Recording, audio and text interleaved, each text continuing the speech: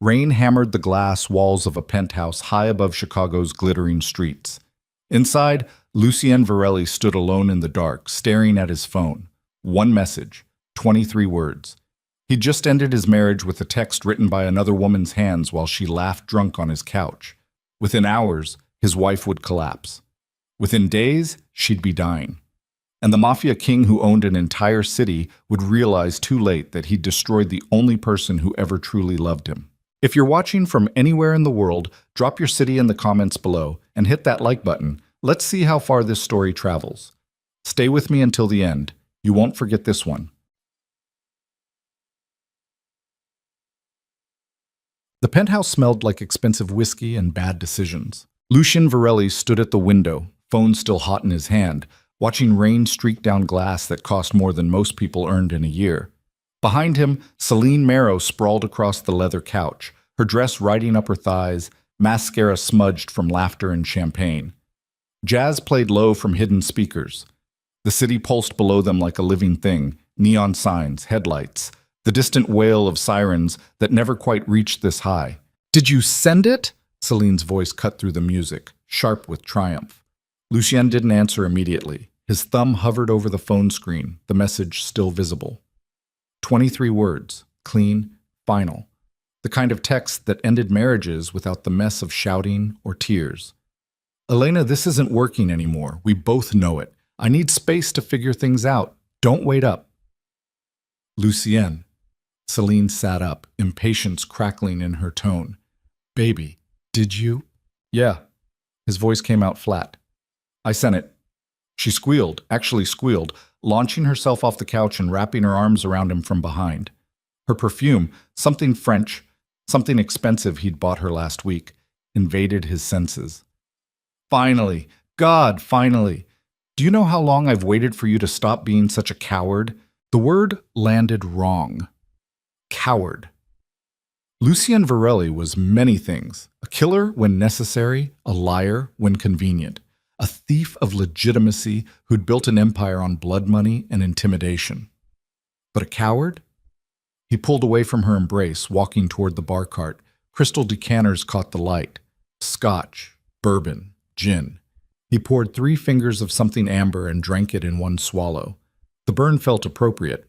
"You did the right thing," Selena continued, oblivious or uncaring. She moved to the mirror, fixing her hair, admiring herself. "Elena was holding you back. All that guilt, all that responsibility. You're Lucien fucking Varelli. You shouldn't be going home to microwave dinners and a wife who doesn't even know what you do for a living." "She knows what I do." "Does she?" Selena turned, eyebrow raised. "Because from where I'm standing, she's been playing house while you built an empire. When's the last time she actually understood your world? When's the last time she made you feel like the king you are?" The king you are. That phrase used to mean something. Power, respect, fear. Tonight it just felt hollow. Lucien poured another drink. "You should go home." Celine's expression shifted. "Excuse me?" "It's late. I need to think." "Think?" She laughed, but there was an edge to it now.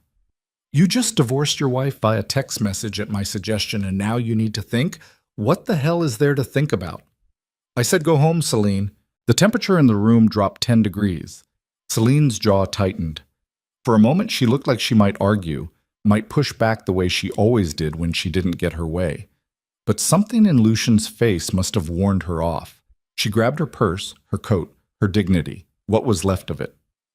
"Fine." She stopped at the door. "But don't call me tomorrow with regrets. Don't tell me you made a mistake. You wanted this. You've wanted this for months, so own it." The door slammed. Silence rushed in to fill the space she'd occupied.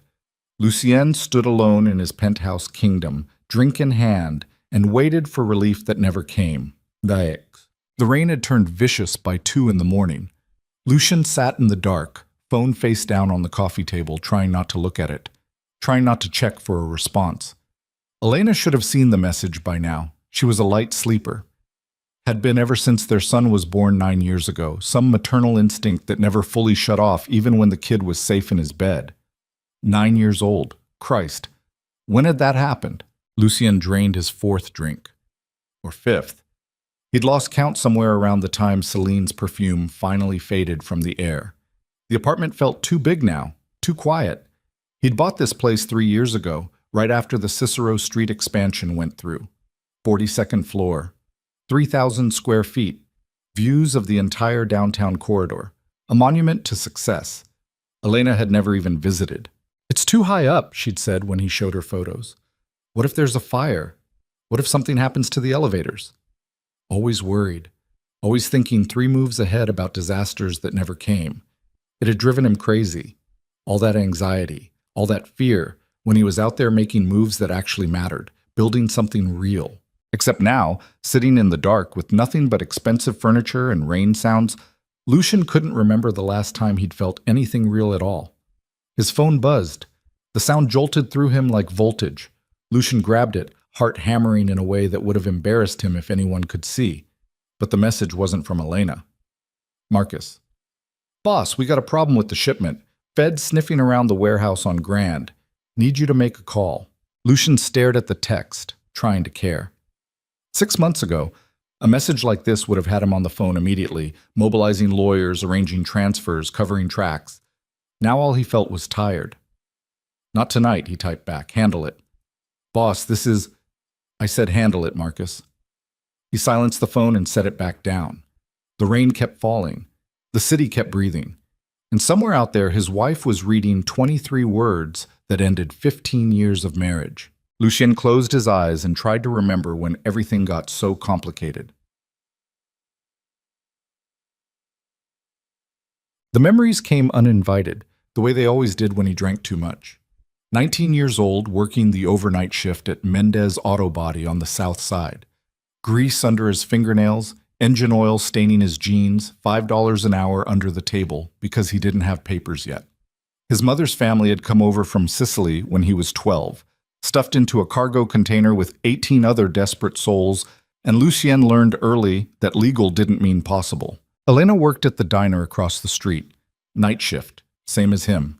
She'd bring him coffee around 3 in the morning when the cold got brutal, coffee so bad it tasted like burnt dirt, but she'd smile when she handed it over, and somehow that made it better. "You're gonna freeze to death out here," she'd said that first night, watching him wrestle with the transmission in the open bay. "I'm fine." "You're shaking." I said I'm fine. She'd rolled her eyes, pulled off her own jacket, and draped it over his shoulders before walking away. The jacket smelled like cigarette smoke and cheap vanilla perfume. Lucien wore it the rest of the shift. That was Elena. Stubborn kindness. The kind of woman who'd give you her last dollar if you looked hungry, who'd cover someone else's shift if they had a sick kid, who believed the world could be good if enough people tried hard enough. Lucien had fallen in love with her before he even knew what love meant. They'd gotten married at City Hall on a Tuesday afternoon. No family, no party, just a judge who looked bored and a witness they pulled off the street for $20. Elena wore a white dress from Goodwill. Lucien wore the only suit he owned, the one he'd bought for his mother's funeral 2 months earlier. Afterward, they'd gone to that same diner where she worked and split a piece of cherry pie. "We're going to build something," Lucien had told her, holding her hand across the cracked linoleum table. "I promise you. We're going to be something." Elena had smiled, squeezed his fingers. "We already are something." He'd meant money, success, a house, cars, things that proved they'd made it. She'd meant them. Lucien opened his eyes. The penthouse swam back into focus. Rain, glass, emptiness. When had he stopped understanding the difference? Sematse. The phone buzzed again at 4:30 in the morning. This time it wasn't Marcus. "Elena, I got your message." 3 words. No emotion, no exclamation points or question marks, just acknowledgement. Lucien stared at the screen, his pulse suddenly loud in his ears. He should have felt relieved. She'd seen it. The hard part was over. Instead, his hands started shaking. He waited for more. For the second text. The paragraph. The accusations. Elena had never been the type to let things go quietly. When they fought, and they fought, especially these last few years, she didn't hold back. She'd lay into him about the late nights, the missed birthdays, the way he barely looked at their son anymore. She'd cry and yell and throw things, not because she was dramatic, but because she gave a damn. Silence from Elena was wrong. 5 minutes passed, then 10. Lucien typed and deleted 4 different responses before finally settling on something that felt less cowardly than it probably was. Can we talk about this tomorrow? The reply came instantly. There's nothing to talk about. You made your choice. I respect that. His stomach dropped. I respect that. Elena had never been that calm, that measured, that final. Elena, wait. I hope you find what you're looking for, Lucien. I really do. Take care of yourself. Then nothing. No typing indicator. No follow-up. Just silence that felt louder than any argument they'd ever had. Lucien called her, straight to voicemail. He called again. Same thing. Again. By the 6th attempt, his hands were shaking so badly he could barely hold the phone. This was wrong. All of it was wrong. He grabbed his keys, his coat, and headed for the door. He'd drive to the house. Their house. The one in Oak Park with the blue shutters and the crack in the driveway he kept meaning to fix. He'd explain. He'd tell her the truth about Celine, about the loneliness, about how lost he'd been. Elena would be angry, but she'd listen. She always listened. Lucien made it to the elevator before his phone rang. Unknown number. He almost didn't answer, thinking it was Marcus again, or one of the other guys with some crisis that couldn't wait until daylight. But something made him swipe to accept. Mr. Verelli? A woman's voice. Professional. Careful. Who is this? This is Mercy Hospital. I'm calling about Elena Verelli. She's been admitted to the emergency room. The world tilted sideways. What? Your wife collapsed at home approximately 40 minutes ago. A neighbor found her and called an ambulance. She's stable right now, but the doctors need to speak with you immediately. Lucien's mouth went dry. What happened? What's wrong with her? I can't discuss details over the phone, Mr. Verelli, but you should come as soon as possible. The line went dead. For 5 seconds, Lucien just stood there in the hallway, phone pressed to his ear, trying to make his brain work. Collapsed. Emergency room. Stable.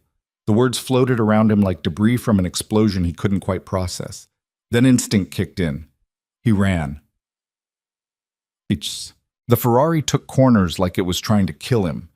Lucien blew through 3 red lights getting across town, his hands locked on the steering wheel, rain hammering the windshield faster than the wipers could clear it. His phone kept buzzing in the cup holder. Marcus, Vincent, Sal, everyone wanting something, everyone needing the boss to fix their problems. He ignored all of it. Mercy Hospital loomed ahead, its emergency room entrance glowing harsh white in the pre-dawn darkness. Lucien ditched the car in the ambulance bay, not caring, not thinking, just moving. A security guard yelled something about parking. Lucien kept walking. The automatic doors swallowed him into fluorescent hell. Elena Verelli, he said to the first nurse he saw. My wife. Where is she? The woman behind the desk looked up, her expression shifting from annoyed to cautious the second she registered who was standing in front of her. Everyone in Chicago knew Lucien Verelli's face. The news loved him. The cops hated him. The gossip columns couldn't get enough. Room 347, she said quietly. 3rd floor. But sir, you need to... Lucien was already moving toward the elevators. He took the stairs instead, hitting them 2 at a time, his lungs burning by the 2nd flight. 3rd floor. Room 347. The numbers blurred together until he was standing in front of a door with a small window, staring through glass at a bed surrounded by machines. Elena looked impossibly small. That was the first thing that hit him.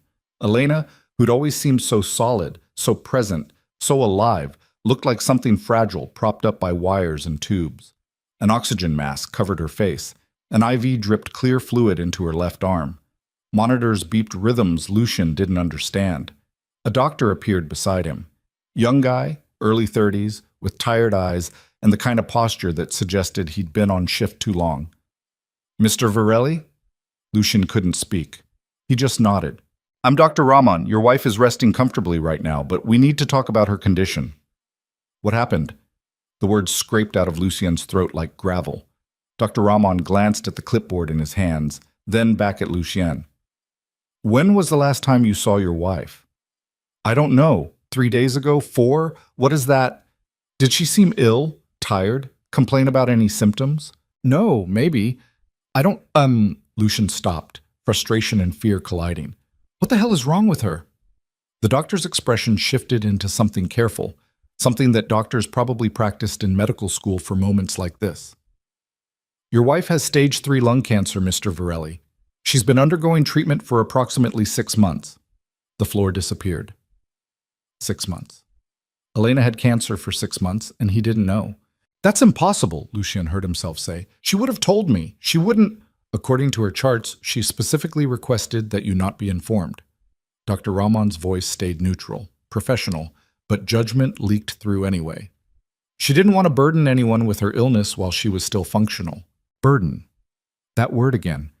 The same one Celine had thrown at him hours ago, except now it meant something completely different. Now it meant Elena had been dying alone while Lucian was out building kingdoms and sleeping with women who didn't matter. The collapse tonight was triggered by acute stress, the doctor continued. Her body is already compromised. The emotional trauma from whatever happened this evening exacerbated her condition significantly. Emotional trauma. The text message. 23 words sent from another woman's bed. Lucien's knees gave out. He caught himself against the wall, barely, his vision swimming. The doctor was still talking, something about treatment options and prognosis and quality of life. But Lucien couldn't hear it anymore. All he could hear was his own pulse hammering in his ears and Elena's voice from years ago, from their wedding day, whispering across cheap diner pie. We already are something. Can I see her? Lucien's voice came out broken. Dr. Rahman hesitated. She's sedated right now. She won't be able to respond. I don't care. Can I see her? The doctor studied him for a long moment, then stepped aside. Lucian pushed through the door into a room that smelled like disinfectant and failure. Elena's chest rose and fell beneath a thin hospital blanket. The oxygen mask fogged with each breath. Her face looked gray in the harsh lighting, shadows pooling under her eyes, her cheekbones sharper than he remembered. How had he not noticed? How had he looked at this woman, the woman who'd given him everything, who'd believed in him when he was nothing, and not seen that she was disappearing? Because he hadn't been looking. That was the truth that hit him now, standing beside her bed with machines breathing beside her. He hadn't looked at Elena, really looked at her, in years. She'd become background noise.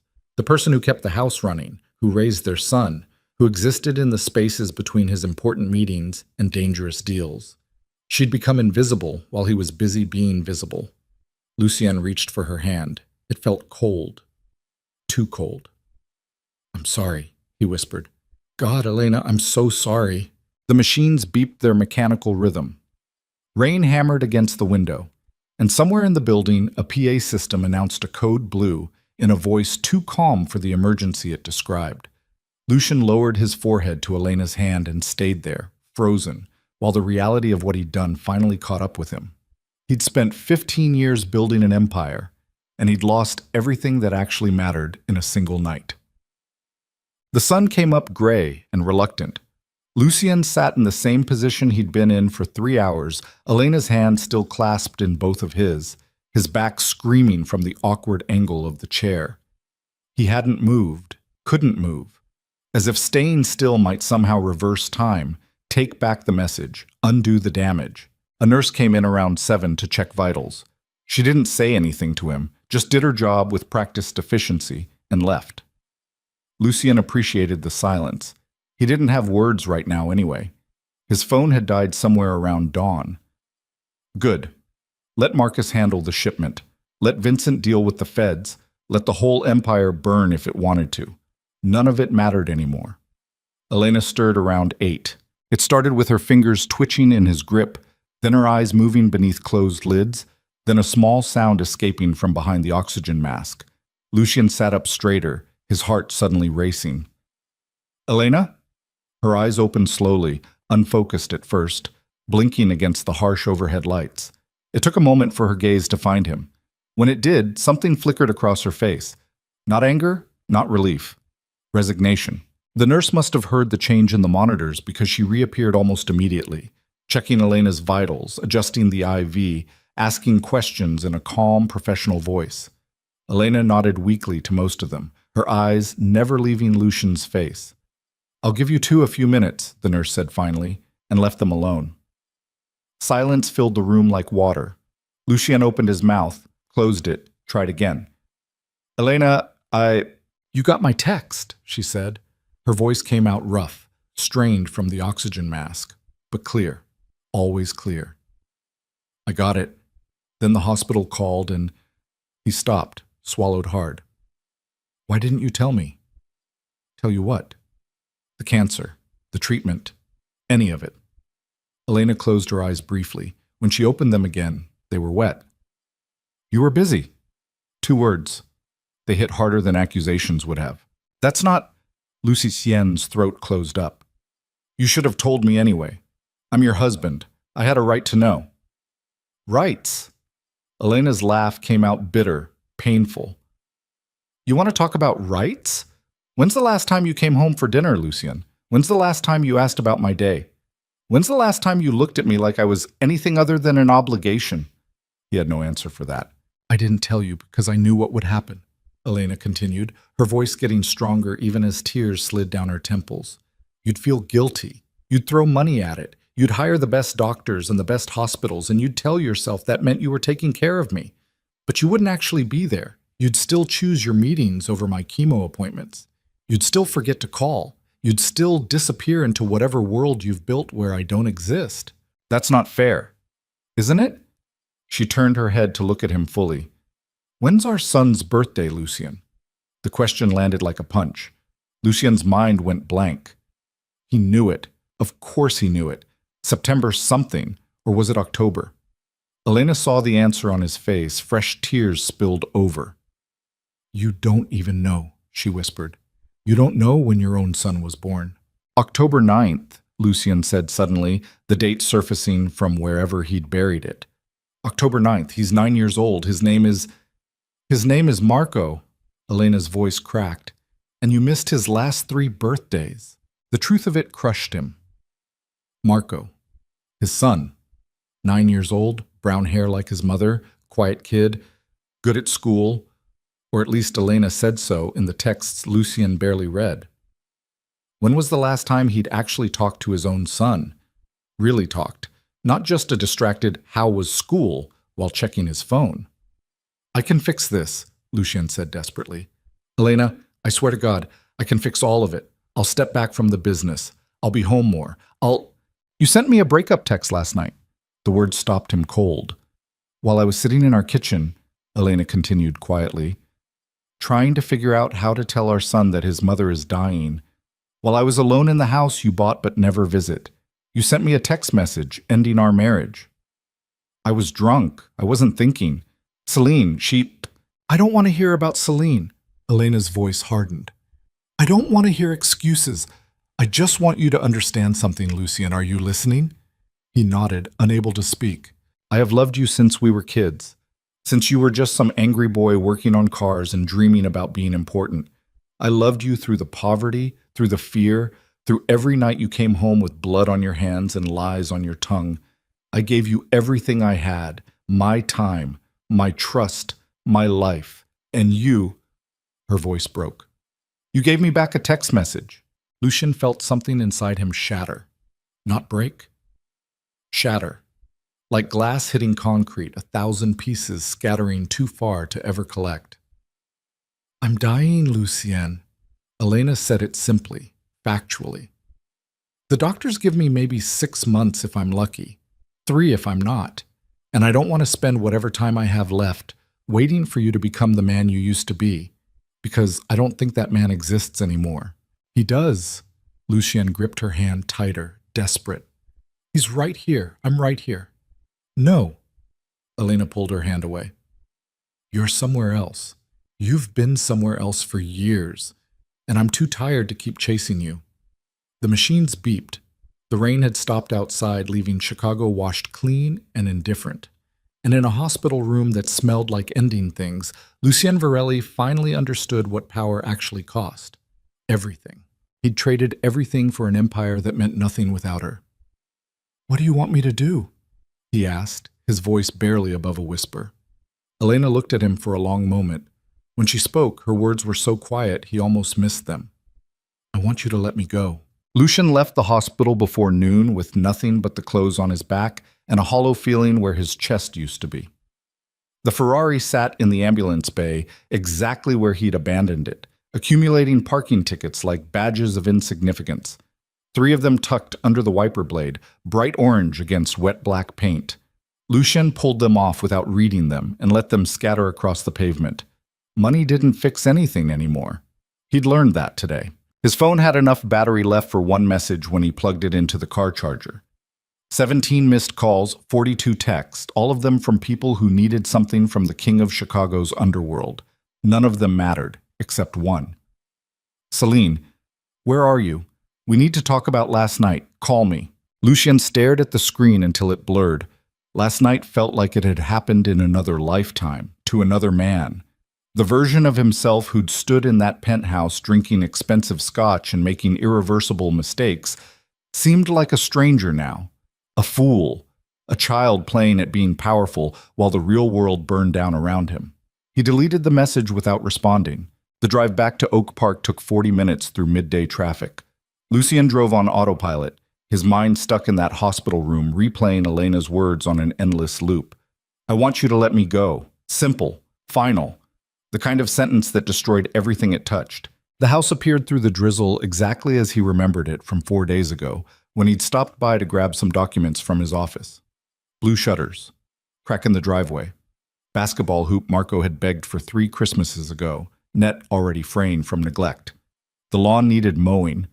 The mailbox hung crooked from where someone had clipped it backing out. Home. Except it had never really been his home, had it? This was Elena's house. Elena's life. The place where she raised their son alone while Lucian played king in his glass tower downtown.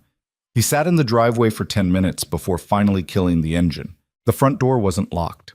Elena never locked it during the day, said it made her feel trapped.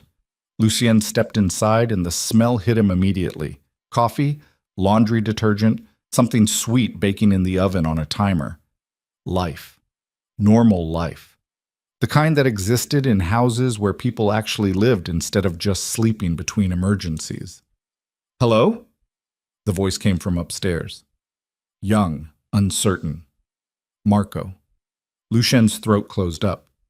It's me, he managed. It's your dad. Footsteps on the stairs.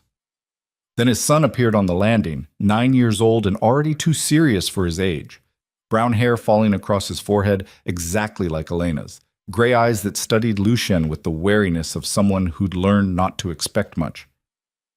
Mom's not here, Marco said. I know. She's at the hospital.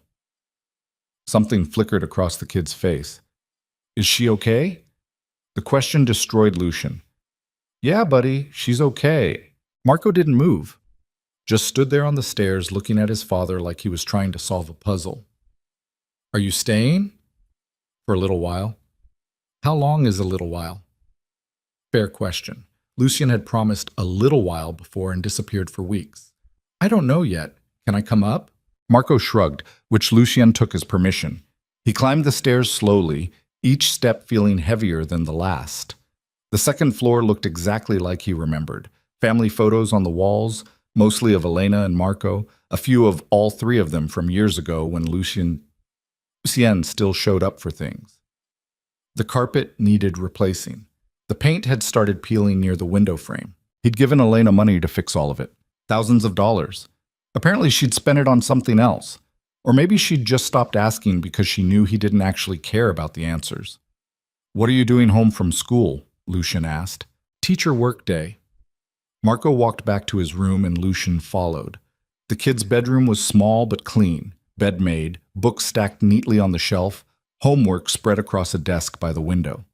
A poster of some basketball player Lucian didn't recognize hung above the bed. Science fair ribbon pinned to the corkboard. Participation trophy from soccer league. Lucian had missed all of it. You hungry? He asked, because he didn't know what else to say. I already ate. Right. Okay. Silence filled the room like smoke. Marco sat at his desk and picked up a pencil, went back to whatever homework he'd been doing. Math problems. Long division. Lucian watched his son work, the way the kid's tongue stuck out slightly when he concentrated. The way his handwriting looked exactly like Elena's used to before she learned to write faster.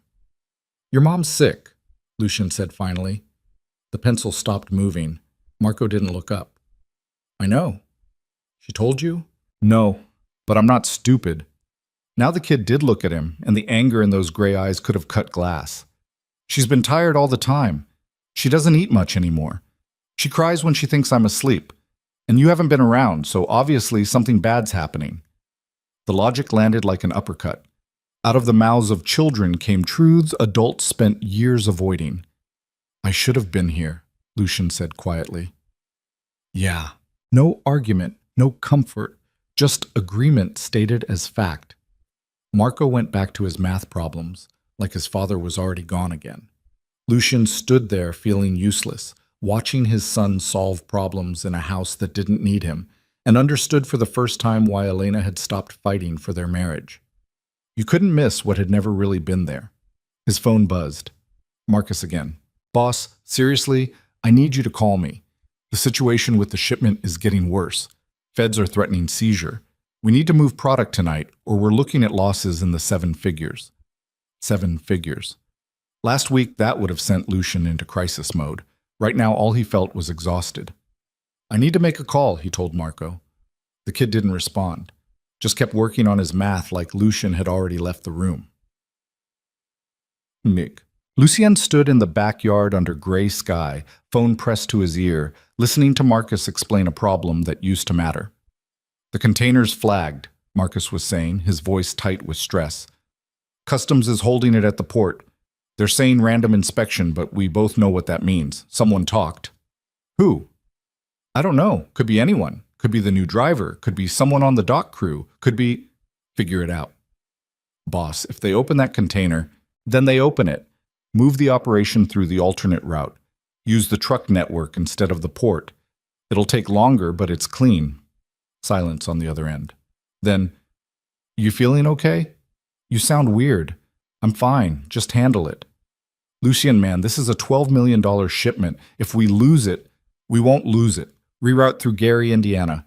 Use the warehouse we acquired last month. Split the load into smaller vehicles and move it in pieces. You've done this before." "That'll take weeks." "Then it takes weeks."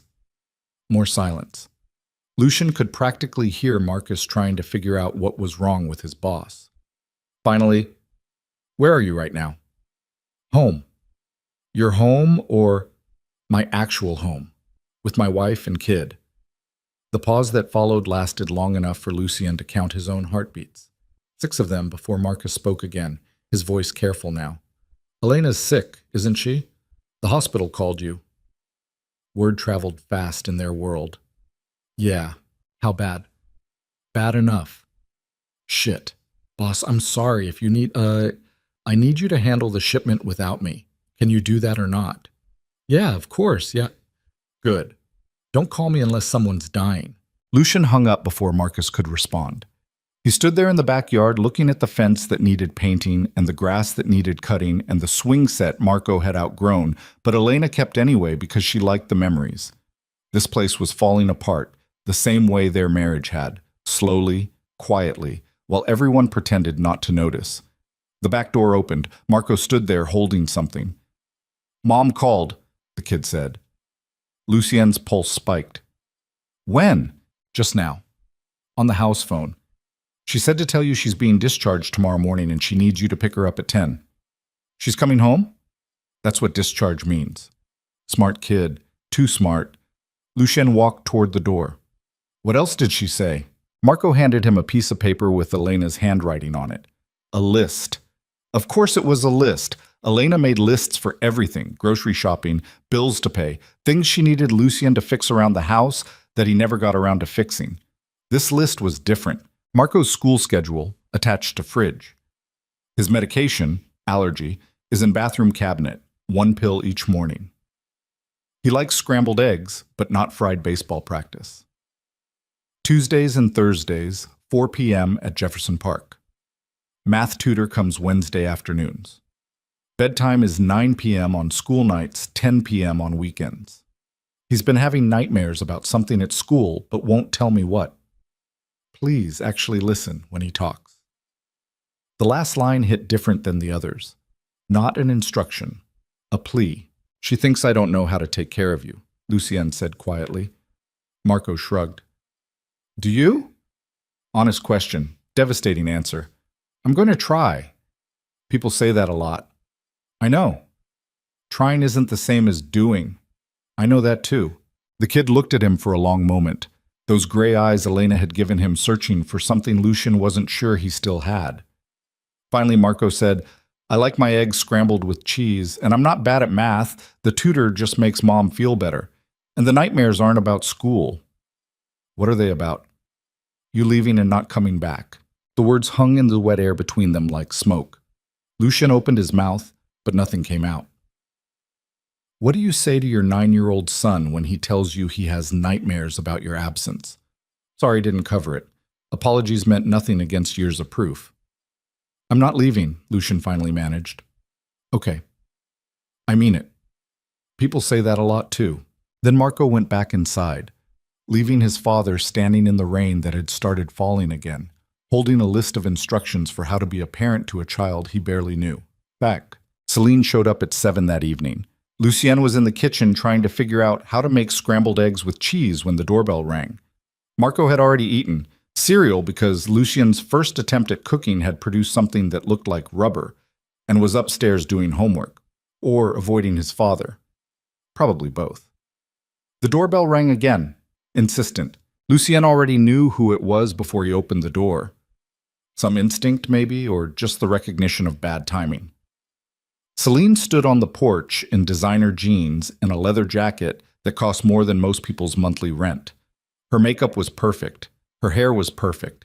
Everything about her was assembled for maximum impact. So this is where you've been hiding, she said. I'm not hiding. Really? Because you've ignored 14 texts and 6 calls. That feels like hiding. I've been busy. Busy.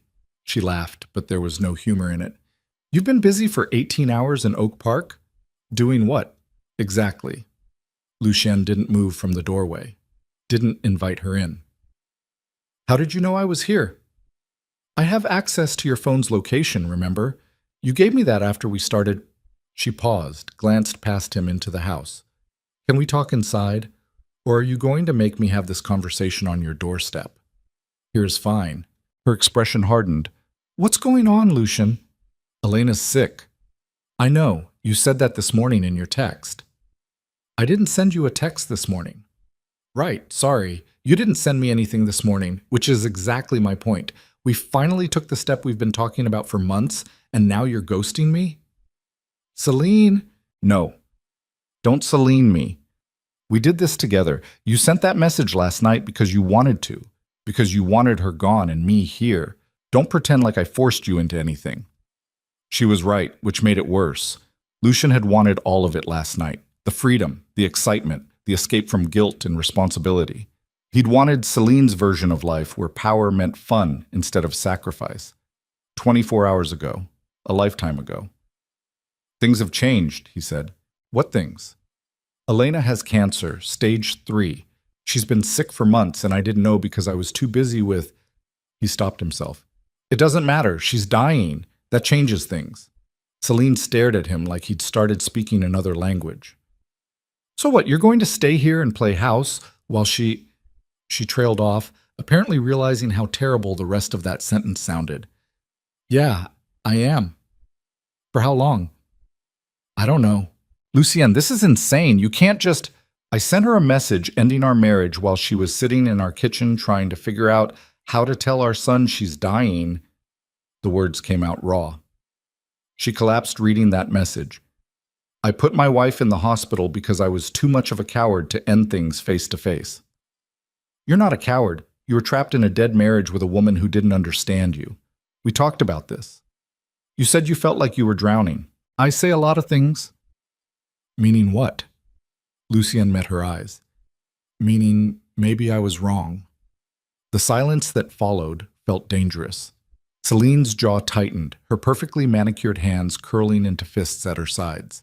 When she spoke again, her voice had dropped into a register Lucian recognized, the one she used when she was genuinely angry instead of just performing. You're not doing this. You're not using her illness as an excuse to run back to mommy and pretend the last 6 months didn't happen. I'm not pretending anything. Then what are you doing? Explain it to me. Because from where I'm standing, you spent half a year telling me how much you hated your life, how trapped you felt, how Elena didn't see you anymore.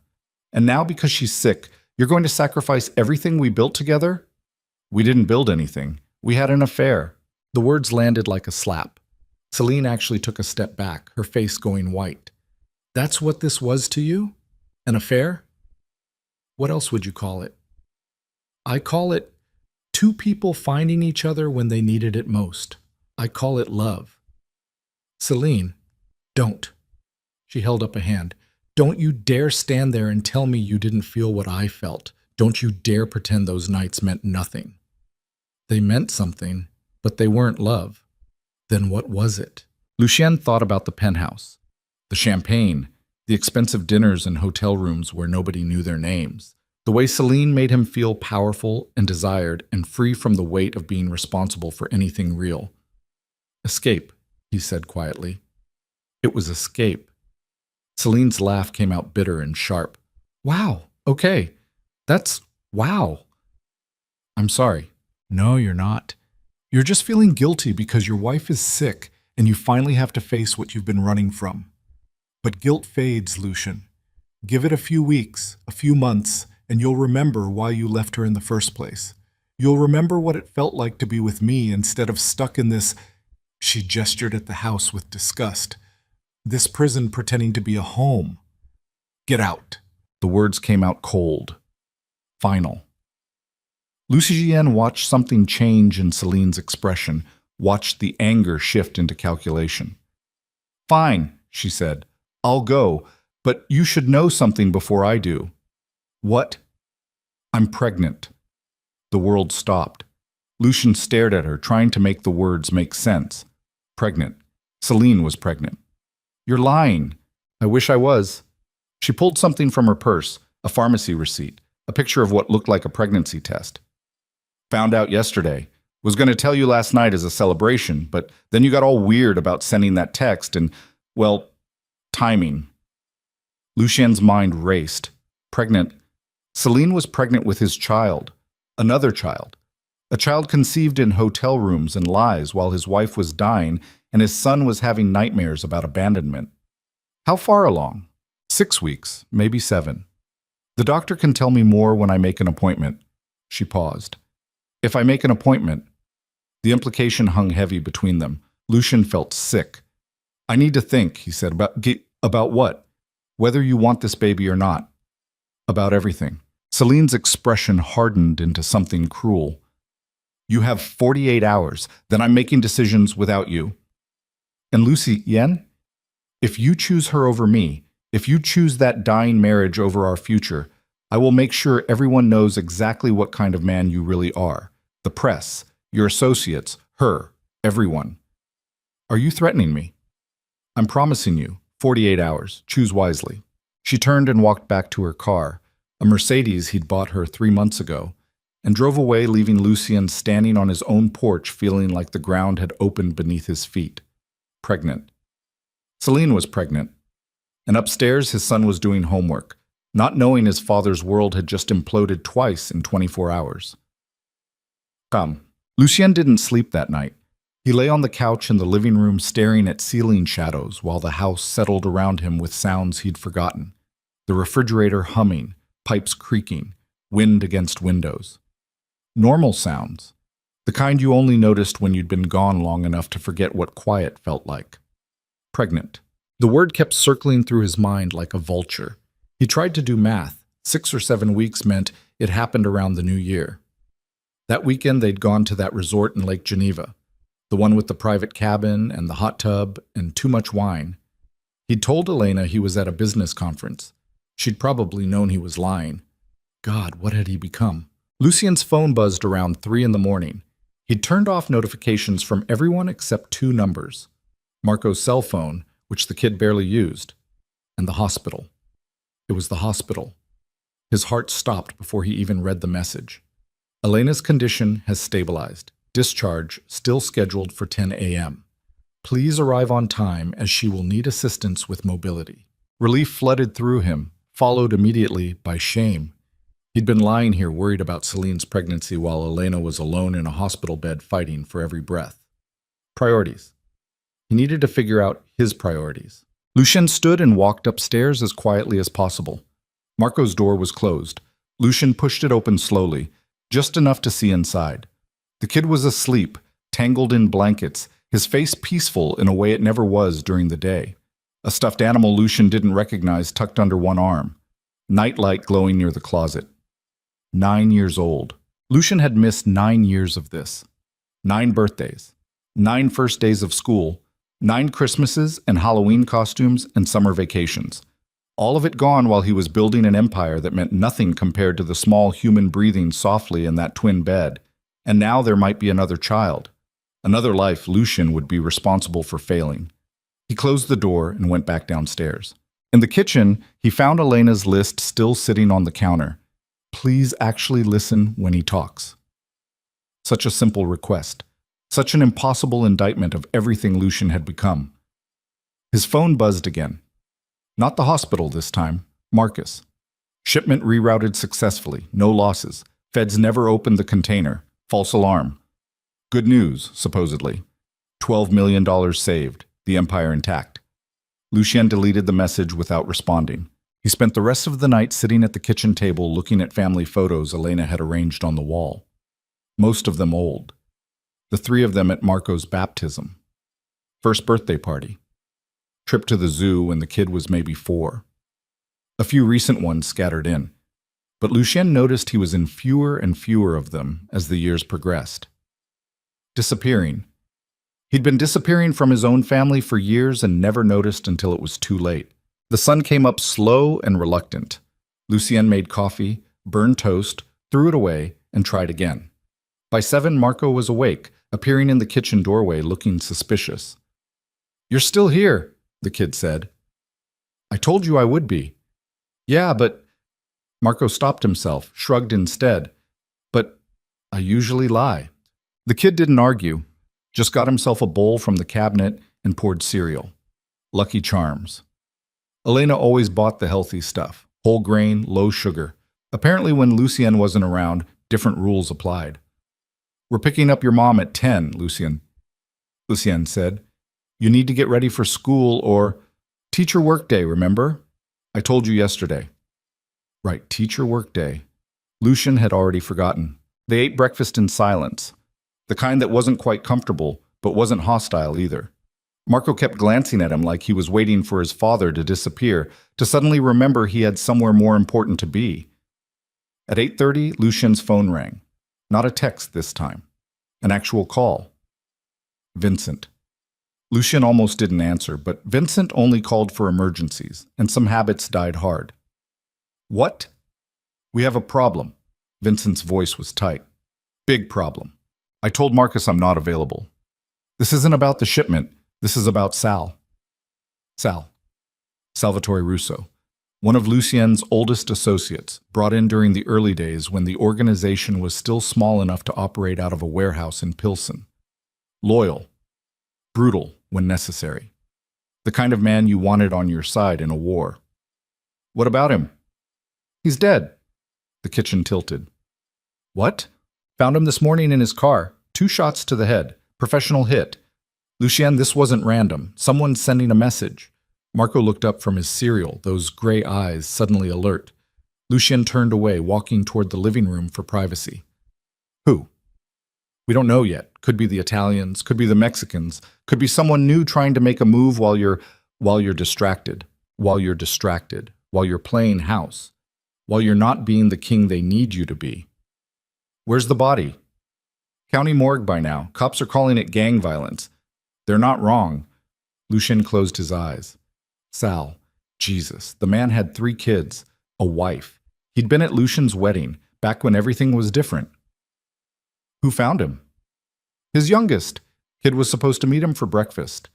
Found his father slumped over the steering wheel in front of the restaurant. His youngest. Lucien thought about Marco upstairs.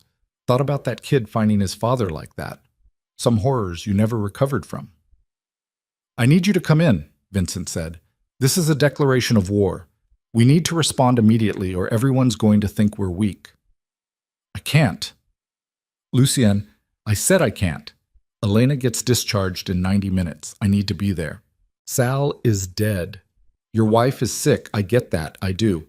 But Sal is dead and someone killed him to get to you. This is bigger than—" "Don't."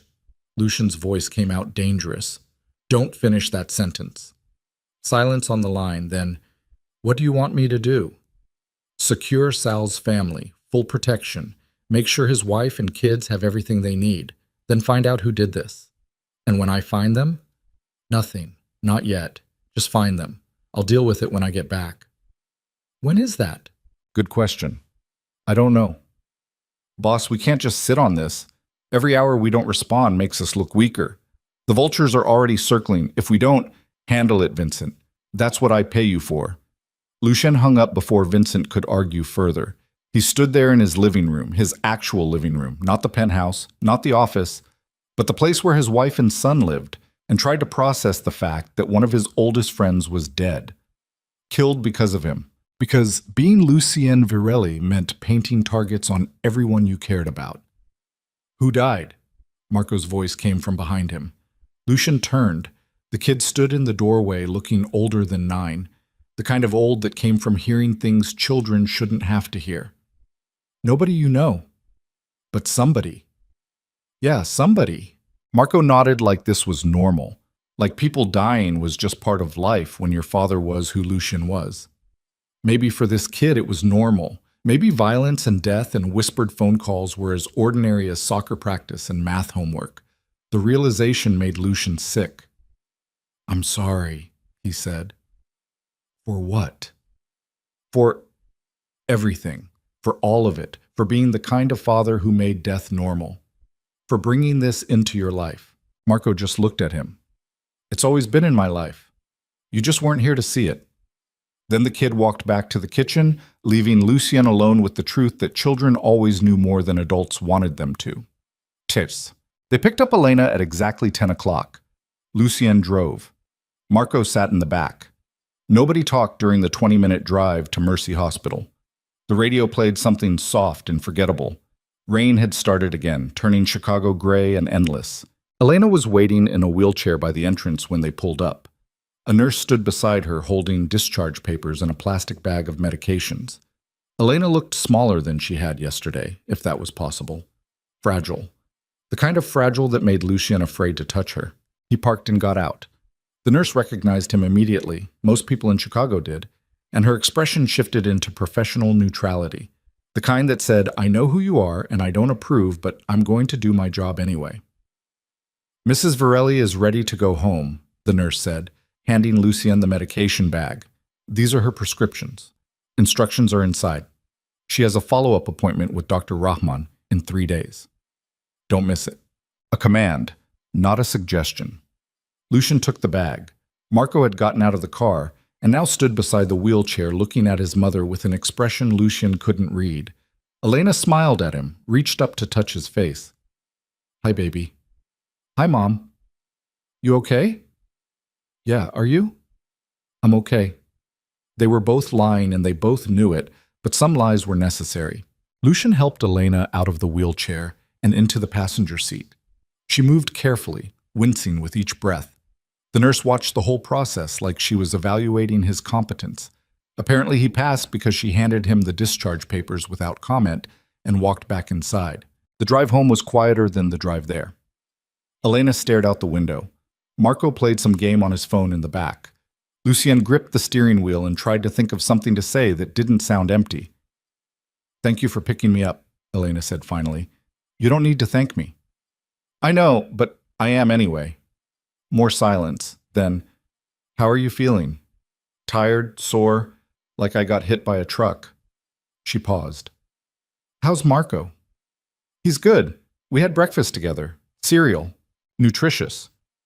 He likes Lucky Charms." "I know what he likes." The words weren't accusatory, just factual, but they landed heavy anyway. They pulled into the driveway 20 minutes later. Lucien helped Elena inside while Marco grabbed the medication bag. The house felt different with all 3 of them in it. Not better, exactly. Just different. Fuller. Like a photograph that had been missing people was suddenly complete again. Elena went straight to the couch and lowered herself down carefully. Marco brought her a blanket without being asked. Muscle memory. The kid had been taking care of his mother long before Lucian showed up. I need to make some calls, Elena said, reaching for her phone. For what? Work. I was supposed to be at the library this morning, and someone needs to call Marco's school about… I'll handle it. Lucian sat down across from her. Whatever needs to be done, I'll handle it. You need to rest. Elena looked at him like she was trying to figure out if he was serious. You don't know how to handle any of it. Then tell me. Make another list. I'll follow it. Something shifted in her expression. Not trust. Not yet. But maybe the beginning of something that could become trust if Lucian didn't destroy it first. Okay, she said quietly. Okay. Marco had disappeared upstairs. Smart kid. He knew when adults needed to talk. Lucien sat forward, elbows on his knees. I need to tell you something.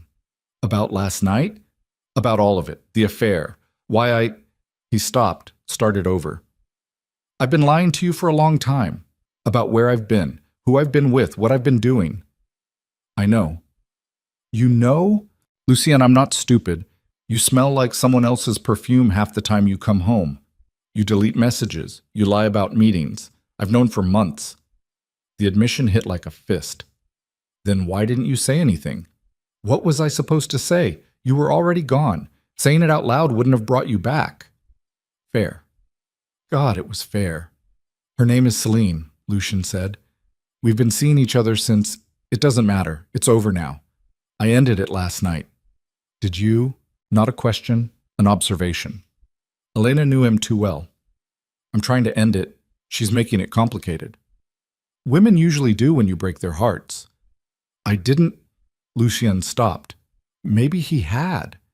Maybe Celine loved him, or thought she did, or loved the idea of him enough that it amounted to the same thing. There's more. Elena closed her eyes briefly. Of course there is. She's pregnant. The silence that followed felt like falling.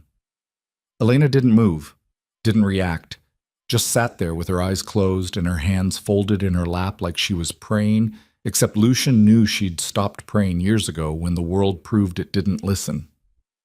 How far along? Her voice came out flat. 6 or 7 weeks? And you believe her? I don't know. Maybe. She showed me a test. Tests can be faked. I know. More silence. Then Elena opened her eyes and looked at him with an expression that wasn't quite anger and wasn't quite pain. Something worse. Resignation. What do you want me to say, Lucien? I don't know. Do you want my permission, my blessing? Do you want me to tell you it's okay to have a child with another woman while your wife is dying? No, I needed you to know. Why? So you can feel less guilty? So I can absolve you? She laughed, and it sounded like breaking. I can't give you that. I don't have the energy for it. Elena, is there anything else? Any other confessions you want to get off your chest while we're being honest? Lucien thought about Sal, about the war that might be starting, about the empire that was already cracking without him there to hold it together. No, he lied. Nothing else. Elena studied his face for a long moment. Then she nodded. I'm going to rest now. Can you make sure Marco eats something that isn't cereal for lunch? Yeah, of course. She stood slowly, using the arm of the couch for support. Lucian moved to help her, but she waved him off. I can walk to my own bedroom. He watched her climb the stairs one careful step at a time, watched her disappear into the master bedroom, and close the door with a soft click that sounded like finality.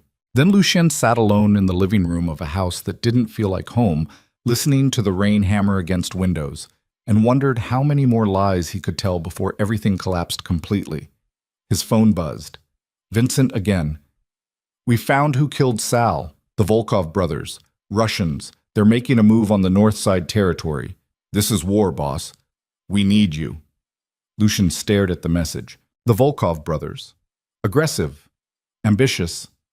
Dangerous. The kind of people who didn't make moves unless they thought they could win. And right now, with Lucian absent, maybe they could. He typed a response, deleted it, typed another. Give me 24 hours. We don't have 24 hours. Then make them. I'll be there tomorrow. Don't do anything stupid until then. Lucian sent the message and turned off his phone before Vincent could argue. Upstairs, he heard Elena crying through the closed bedroom door. Soft, trying to be quiet so Marco wouldn't hear. And Lucian sat there in the wreckage of everything he'd built. 2 families, 2 lives, 2 worlds that couldn't coexist, and finally understood what it meant to have no way back and no way forward. Just the terrible middle where choices had to be made and every option led to someone he loved getting hurt. Lucian woke up on the couch at 4 in the morning to the sound of his phone vibrating against the coffee table. Not buzzing, vibrating, over and over. The kind of insistent rhythm that meant someone needed him badly enough to keep calling until he answered. He'd turned it off last night. Apparently it had turned itself back on, or someone had figured out how to override his settings. In his world, both were possible. The screen showed Marcus. 7th call in the last 10 minutes, according to the log. Lucien answered without sitting up. What? Thank God. Boss, where have you been? I've been trying to reach you for hours. Sleeping. What's the emergency? Vincent's been shot. The words cut through the fog in Lucien's brain like a knife. He sat up, suddenly awake, heart hammering. What? About 3 hours ago.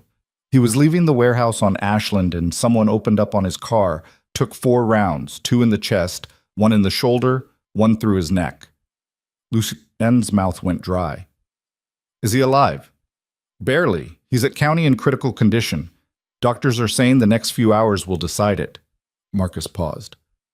The Volkovs are claiming responsibility. They left a message. What message?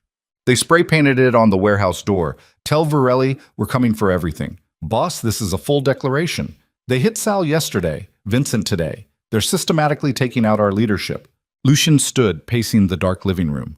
His mind raced through scenarios, calculating moves and countermoves the way he'd done 1,000 times before. The Volkov brothers weren't subtle. If they were making this big a statement, they had something backing them. Money, muscle, political protection. You didn't declare war on Lucian Varelli unless you thought you could win. Where's the rest of the crew? Scattered. Half of them are in hiding, the other half want blood. Nobody knows what to do because nobody knows where you are or what you want us to do. Lucian, I need orders, clear orders, right now. Clear orders, simple request, impossible situation.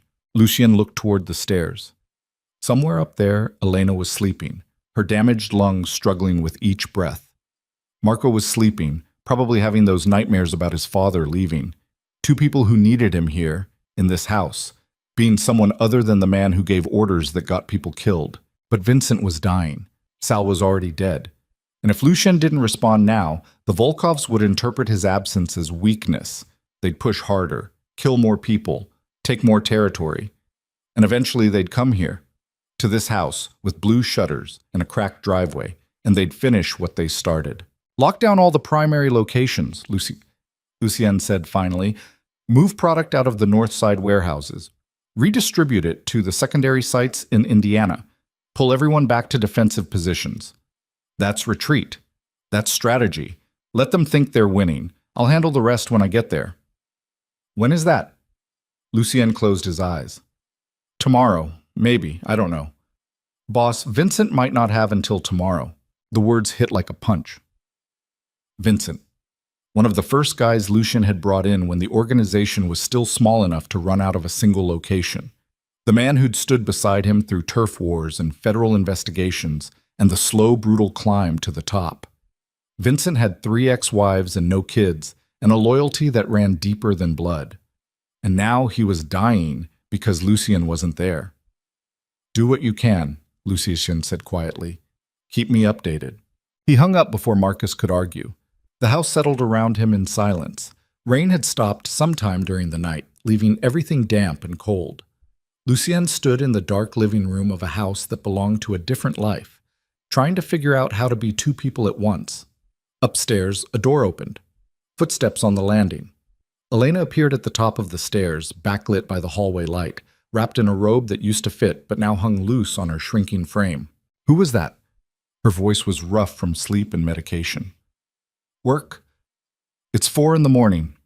My kind of work doesn't keep regular hours. Elena descended slowly, gripping the banister with both hands.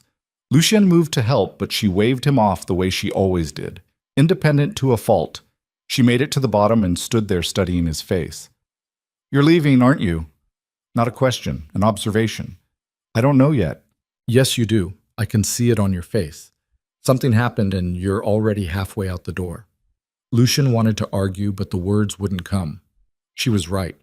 Some part of him had already left the moment Marcus said Vincent's name. "One of my guys got shot tonight," he said. "He might not make it." "And you think being there will help?" "I think not being there is what caused it." Elena laughed, but there was no humor in it, just exhaustion. "You really believe that?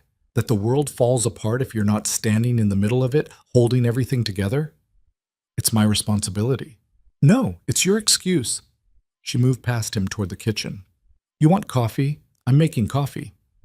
"Elena, you should be resting." "I've been resting. Now I want coffee." He followed her into the kitchen and watched her go through the motions of filling the machine, measuring grounds, setting it to brew. Her hands shook slightly. Whether from illness or anger, Lucien couldn't tell. "Vincent has been with me for 15 years, he said to her back. "He's family. So are we." Elena turned to face him. "Me and Marco, we're actually your family. Not just people you work with who happen to be loyal, your actual blood. And you're still trying to figure out which of us is more important. That's not fair. Isn't it? You've been here less than 48 hours and you're already looking for a reason to leave. Someone tried to kill one of my closest friends. Someone tried to kill him because of what you do, because of the life you chose. And instead of walking away from it, instead of choosing your son and your dying wife, you're going to walk right back into the same violence that caused this in the first place." The coffee maker beeped. Elena poured 2 cups, handed one to Lucien. Her fingers brushed his, and he noticed how cold they were. "I can't just walk away," he said. "It doesn't work like that." "Why not?" "Because people are counting on me. Because if I don't respond, more people will die. Because you're scared." Elena sipped her coffee, watching him over the rim. "You're scared that without the power and the violence and the empire, you're just some guy from the South Side who got lucky. You're scared that if you stop being Lucien Varelli, the crime boss, you won't know how to be anyone else." The observation landed with surgical precision. Lucien wanted to argue, wanted to explain all the reasons she was wrong. But standing there in the kitchen at 4 a.m. with his dying wife looking at him like she could see straight through to the truth he'd been hiding from himself, he couldn't find the words. "I built something," he said finally. "It might not be good, but it's mine. And I can't just let it burn." "Yes, you can. You just don't want to." "Elena, go." She set down her coffee cup. "If you're going to leave, just go. Don't stand here pretending you're conflicted when we both know you've already made your choice." "I haven't decided anything." "Then decide. Right now. Vincent or Marco, your empire or your son. Choose, Lucien, because I'm too tired to watch you try to do both." The words hung in the air between them like a challenge. Lucien opened his mouth, but nothing came out. How do you choose between the life you built and the people you built it for? How do you walk away from 15 years of blood and sweat and sacrifice? How do you stay when staying might mean watching more people die? His phone buzzed. Text from Marcus. "Vincent's in surgery. Not looking good. The Volkovs just hit another one of our locations. This is escalating fast." Lucien stared at the screen. Elena watched him read it. Watched the calculations happen behind his eyes. Watched him become the man she'd lost years ago. "I need to go," he said quietly. Elena nodded like she'd expected nothing less. "Then go." "Just for a few hours. I'll be back before Marco wakes up." "Don't make promises you won't keep." "Elena, I mean it. Don't stand there and lie to me about coming back. If you're leaving, own it. At least give me that much respect."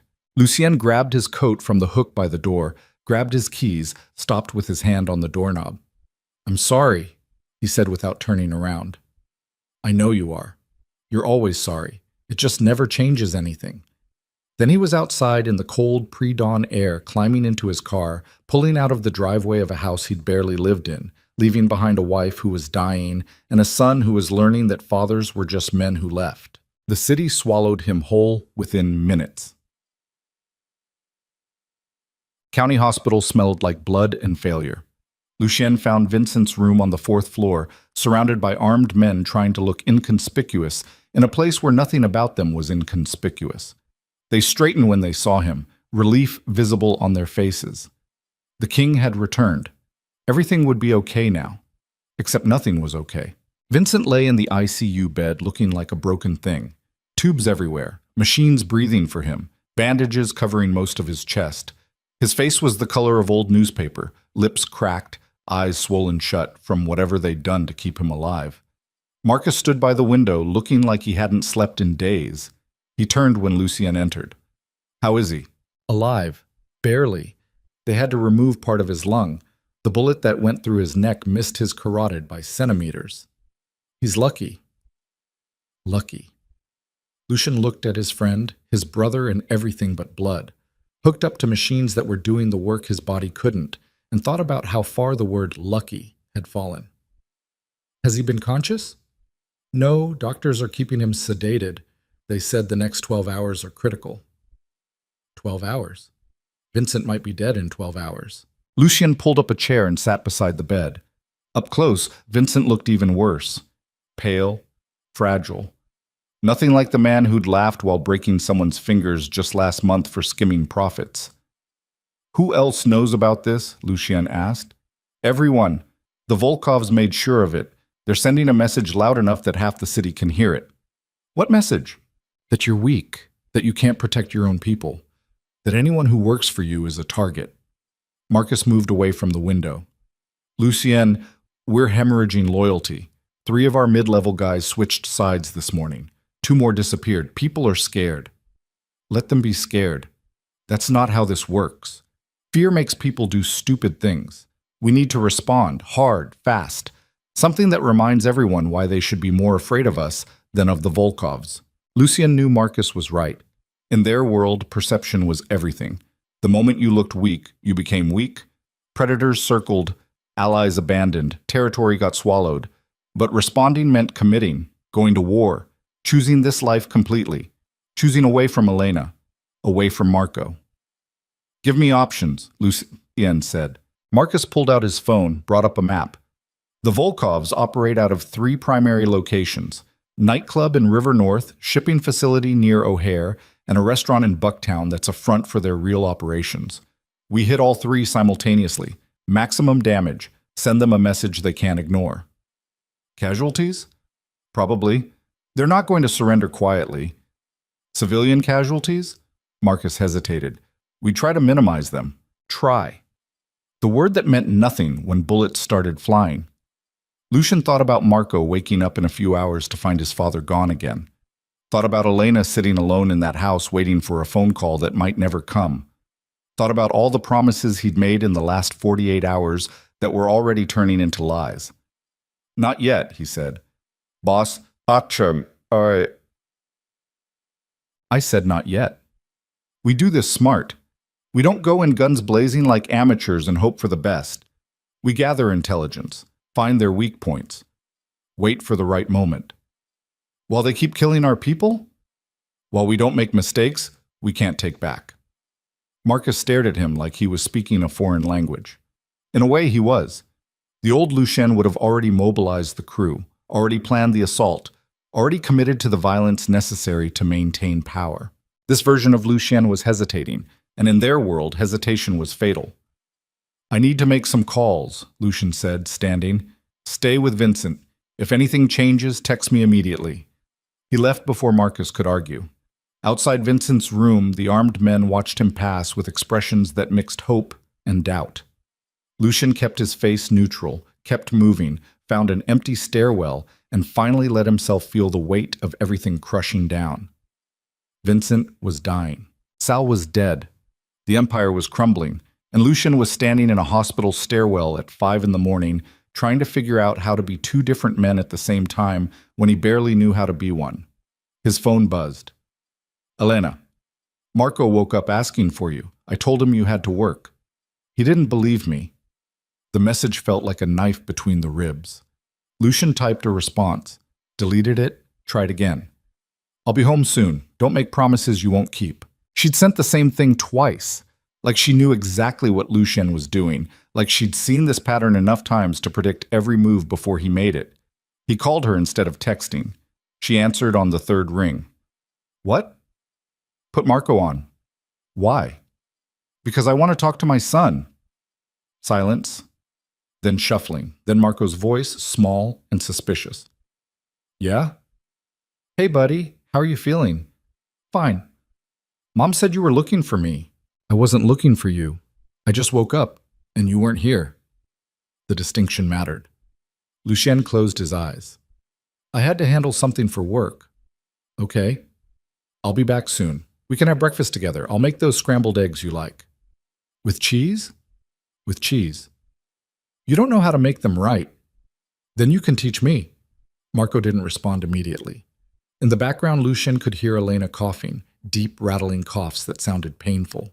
Is Mom okay? Lucien asked. She's fine. She's always fine. The kid's voice carried an edge Lucien recognized. Anger, the kind that built up over time when nobody was paying attention. When are you actually coming back? I don't know. A few hours. That's what you said yesterday. I know. I'm sorry. Stop saying that. What? Stop saying you're sorry. It doesn't mean anything anymore. Then Marco hung up. Lucien stood there holding a dead phone, listening to the echo of his 9-year-old son calling him out for being exactly what he was, a liar, a man who made promises he never intended to keep. He called back. Elena answered. Don't, she said. Whatever you're about to say, just don't. Come home or don't come home. But stop torturing him with maybes. I'm trying to... I don't care what you're trying to do. I care what you're actually doing. And what you're actually doing is choosing the same thing you always choose. She paused. There's something else you should know. The way she said it made Lucien's stomach drop. What? Celine showed up here 20 minutes ago. The world tilted. What? Pregnant girlfriend showed up at our door asking to speak with you. Real classy move. Jesus. Elena, I'm sorry. She's still here, waiting in her car across the street. I told her you weren't home, but she said she'd wait. So unless you want your son seeing you have a conversation with the woman carrying your other child, you might want to get here fast. Then she hung up too. Lucien stood in the stairwell trying to process what he'd just heard. Celine was at the house. His house, where Elena was dying and Marco was learning what betrayal looked like. He ran. Mars. Lucien made it back to Oak Park in 17 minutes, breaking every traffic law that existed and a few that didn't. Selena's Mercedes sat across the street exactly where Elena said it would be. Engine running, waiting. Lucien parked in the driveway and walked toward her car before he could think better of it. She saw him coming and rolled down the window. She looked terrible. No makeup, hair pulled back, eyes red from crying or lack of sleep. You weren't supposed to come here, Lucien said. You weren't answering your phone. Because I didn't want to talk to you. Too bad. We need to talk anyway. She gestured at the passenger seat. Get in. No. Lucien, I'm not getting in your car. If you want to talk, talk. But make it fast because my wife and son are inside that house watching this conversation happen. Celine glanced toward the house. Sure enough, the living room curtain moved slightly. Someone was watching. Fine. She got out of the car, stood facing him on the sidewalk. I went to the doctor yesterday. Got an ultrasound. Lucien's pulse spiked. And I'm definitely pregnant. 8 weeks, due in November. She pulled something from her purse, an ultrasound photo. Black and white. The kind that looked like abstract art unless you knew what you were looking at. That's your baby, Lucien. Our baby. He took the photo with hands that had started shaking, stared at it, a tiny blob that would become a person. Another child. Another life he'd be responsible for failing. What do you want? He asked quietly. I want to know if you're going to be part of this or not. I told you I needed time to think. It's been 3 days. How much time do you need? More than 3 days. Celine laughed bitterly. You know what's funny? When we started this, you told me Elena didn't understand you. You said she made you feel trapped. You said being with me made you feel alive. She gestured at the house. But the second things got real, you ran right back to her. So who's really trapped, Lucien? This isn't about feeling trapped. Then what is it about? It's about... He stopped, trying to find words for something he barely understood himself. She's dying, Celine. My wife is dying, and I'm the reason she collapsed. I can't just walk away from that. Why not? You walked away from her for 6 months to be with me. What's different now? Everything is different now. Because she's sick? Because I finally see what I've been doing. The admission came out rough. I've been running from responsibility, from guilt, from being the kind of man who has to look at himself in the mirror and face what he's become. And you, he looked at her, you made that easy. You made it fun. But it wasn't real. This baby is real. Celine pressed the ultrasound photo against his chest. This is as real as it gets. I know. So what are you going to do about it? Lucien looked at the photo, looked at the house, looked at Celine standing there waiting for an answer he didn't have. I don't know, he said finally. I honestly don't know.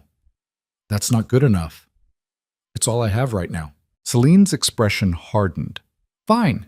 Then let me make it simple for you. I'm keeping this baby, with or without you.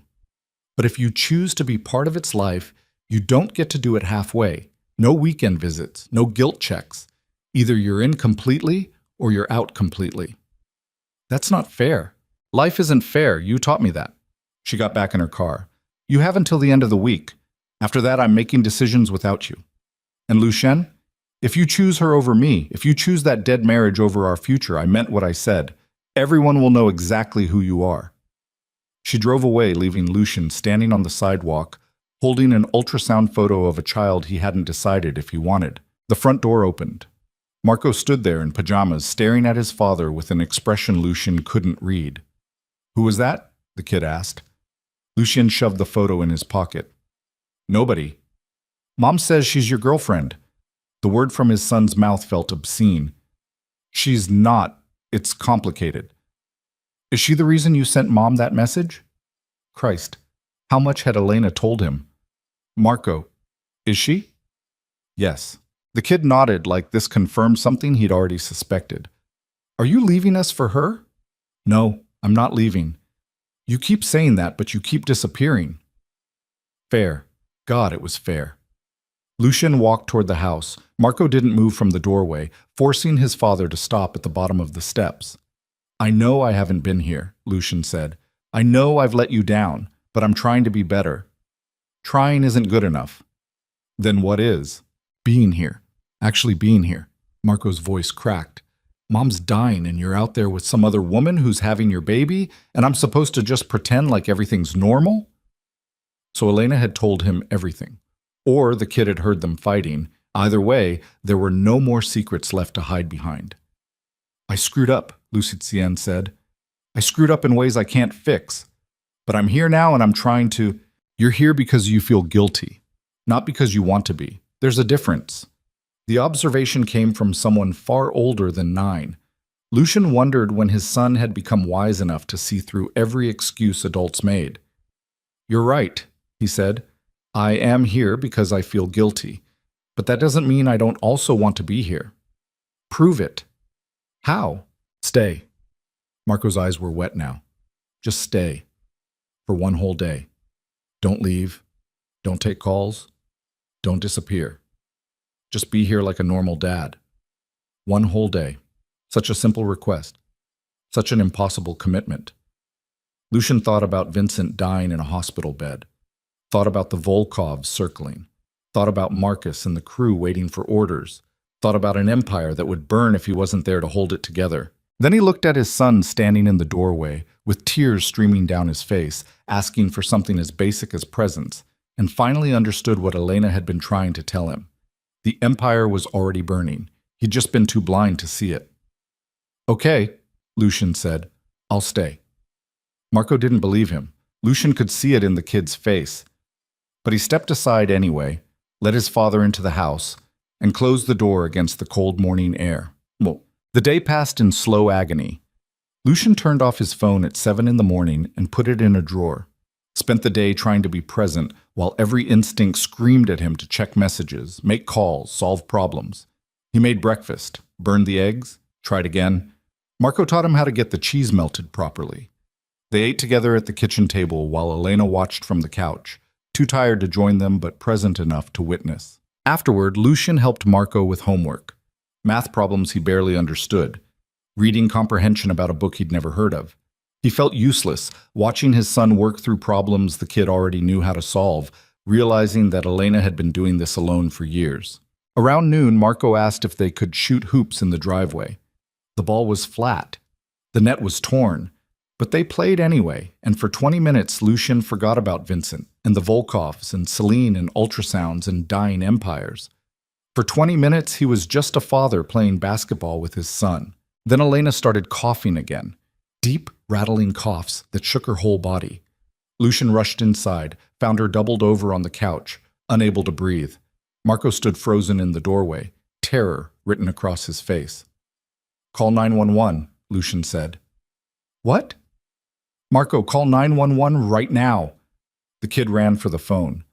Lucian held Elena, feeling how fragile she'd become, how wrong it felt that a person could disappear while you were holding them. The ambulance arrived in 8 minutes. Paramedics swarmed the house, asking questions Lucian couldn't answer. When did the symptoms start? What medications was she taking? Had this happened before? He didn't know. He didn't know any of it, because he'd never been here to see. They loaded Elena onto a stretcher. She was conscious, but barely, her eyes finding Lucien's as they wheeled her toward the door. "Marco," she whispered. "He's okay. I've got him." "Don't!" She coughed, gasped. "Don't leave him alone." "I won't. I promise." Then they were gone, sirens fading into the distance, leaving Lucian standing in his living room with his son beside him and a promise hanging in the air like smoke.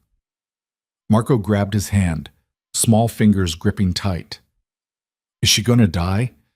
Lucien wanted to lie. Wanted to say something comforting, but he'd spent 9 years lying to this kid and he was done. I don't know, he said honestly.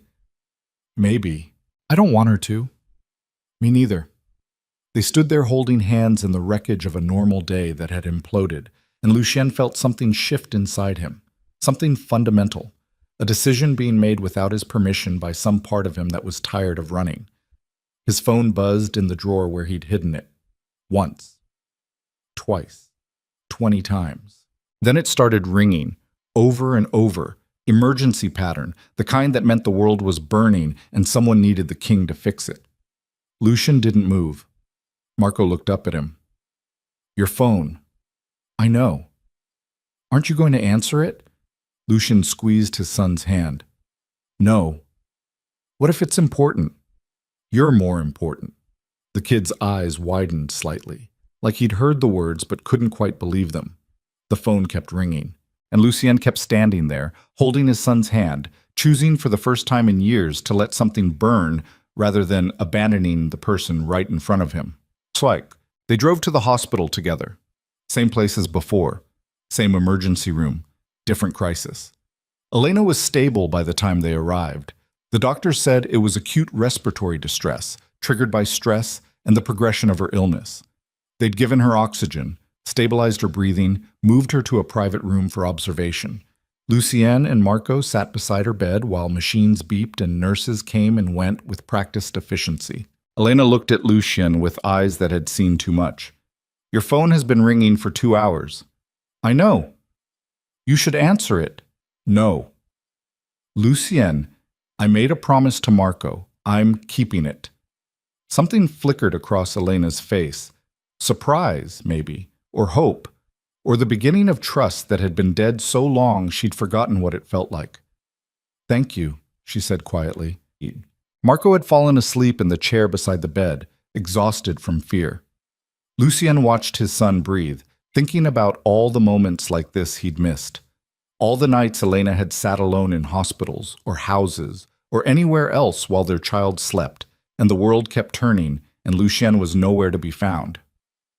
I need to tell you something, Elena said. What? The doctors gave me an update on my prognosis while you were parking. Lucien's stomach dropped.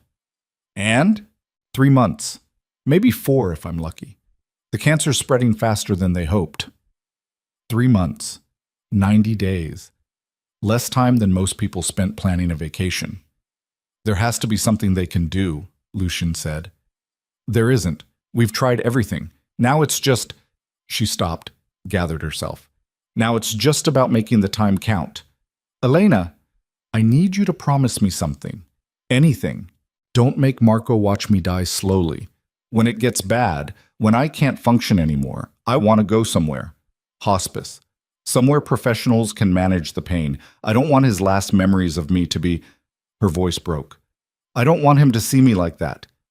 Lucien felt something shatter inside his chest. Okay. And I need you to actually be there for him after. Not just physically. Actually be there. Learn who he is. What he likes. What scares him. Be the father you should have been all along. I will. Promise me, Lucien. Really promise. Not the kind of promise you make and then break. The kind you keep even when it's hard. I promise. Elena studied his face like she was trying to memorize it, or maybe just trying to decide if she believed him. Your phone is still ringing, she said. I don't care. You will. Eventually. That life doesn't just disappear because you want it to. Then I'll make it disappear. How? Good question. How did you erase 15 years of violence and blood money and loyalty built on fear? How did you walk away from an empire without it following you home? Lucien didn't have an answer. His phone finally stopped ringing around 9 that night. The silence felt ominous. Then it started again. Different number this time. Marcus's personal cell. Lucien ignored it. Text messages started coming through, one after another. Lucien pulled the phone from his pocket and looked. Marcus. Boss, we have a serious situation. Marcus. The Volkovs hit another location. 4 of our guys dead. Marcus. They're saying if you don't respond by midnight, they're coming for your family. Marcus. Lucien. Answer your fucking phone. The last message came with a photo. Lucien's blood turned to ice. It was his house. His actual house in Oak Park. The one with blue shutters and a cracked driveway. Someone had spray-painted words across the front door in red. We know where they sleep. Marco stirred in his chair, still asleep. Elena watched Lucien's face change. What is it? She asked. Lucien showed her the photo. Elena's expression didn't change. She just looked at the image of their defaced home, then at her sleeping son, then at Lucien. So that's it then, she said quietly. They're not going to let you walk away. No. Even if you wanted to. No. What are you going to do? Lucien looked at the photo, at his house marked like territory, at the threat painted in red where his family slept. Then he looked at Marco, at Elena, at the 2 people who represented everything he should have protected, and instead had painted giant targets on by being who he was. And finally, standing in a hospital room at 9 o'clock at night with 3 months left to spend with his dying wife and a son who barely knew him, Lucien understood the terrible truth.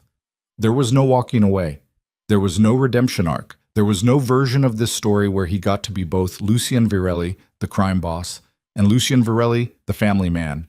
He'd built an empire on blood, and now blood was the only currency it accepted. I'm going to end this, he said. How? The only way I know how. Elena closed her eyes. That's what I was afraid you'd say. Lucien kissed Marco's forehead, kissed Elena's hand. Then he walked out of that hospital room and called Marcus back. Where are you? Marcus answered on the first ring. On my way. Gather everyone. I want full numbers. Everyone we have. What are we doing? We're going to war. About time. What's the target? Lucien looked back at the hospital room one last time, at the life he'd almost chosen, the normal existence that would never be his. All of them, he said. We hit all 3 locations simultaneously. Maximum force. No survivors. I want the Volkov brothers, and everyone loyal to them dead by morning. Boss, that's an order. Silence on the line, then. Okay, I'll make the calls. Lucien hung up and stood in the hospital corridor watching nurses move between rooms, watching life continue in its ordinary rhythm while he planned murder on an industrial scale. His phone buzzed one more time. Celine. Have you made your decision yet? Lucian stared at the message, at the question that had seemed so complicated 3 days ago and now felt absurdly simple. He typed a response. The baby is mine. I'll take care of it, but you and I are done. Don't contact me again. That's not how this works. It's how it works now. You wanted me to choose. I'm choosing. My son, my wife, whatever time I have left with her, the baby when it's born. But not you, never you. You're making a mistake. I've made a lot of those. This isn't one of them. He blocked her number, deleted the conversation, threw the phone against the wall hard enough to shatter the screen. Then he walked out of the hospital into the cold Chicago night and climbed into his car and drove toward the kind of violence that would define what was left of his life. Because some men got to choose redemption, and some men just got to choose which version of hell they burned in. Lucian Varelli had finally figured out which one he was. The warehouse on Ashland smelled like gun oil and desperation. Lucien arrived just past midnight to find 37 men waiting for him. Some he'd known for years. Some were new blood, young and hungry.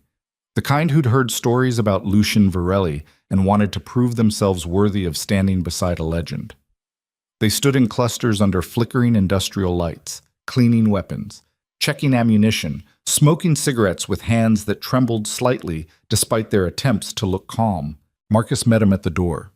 His face was drawn, eyes bloodshot from lack of sleep and too much coffee. Behind him, Vincent's absence felt massive, the empty space where his second-in-command should have been standing.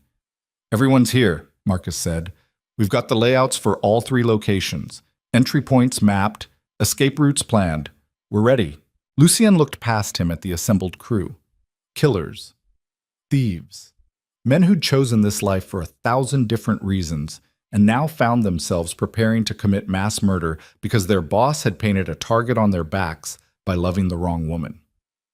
No, that wasn't fair. The target had been there long before Celine, long before Elena got sick. The target appeared the moment Lucian decided power was worth more than peace. Where's the intel on the Volkovs themselves? Lucian asked. Marcus pulled up photos on his phone. 2 men, brothers. Dmitry and Alexei Volkov, late 30s, early 40s, hard faces that had seen violence since childhood. They'd come up through the Russian mob in Brighton Beach before migrating west, bringing old-world brutality to Chicago's already blood-soaked underworld. Dmitry was the strategist. Alexei was the muscle. Together, they'd carved out territory through calculated aggression and a willingness to cross lines other organizations considered sacred. Women, children, civilians. The Volkovs didn't discriminate when sending messages. They'll both be at the nightclub, Marcus said. It's their flagship. They hold court there every Thursday night. Big egos. They want to be seen. Security? Heavy. At least 20 armed men inside. Another 10 outside. Cameras everywhere.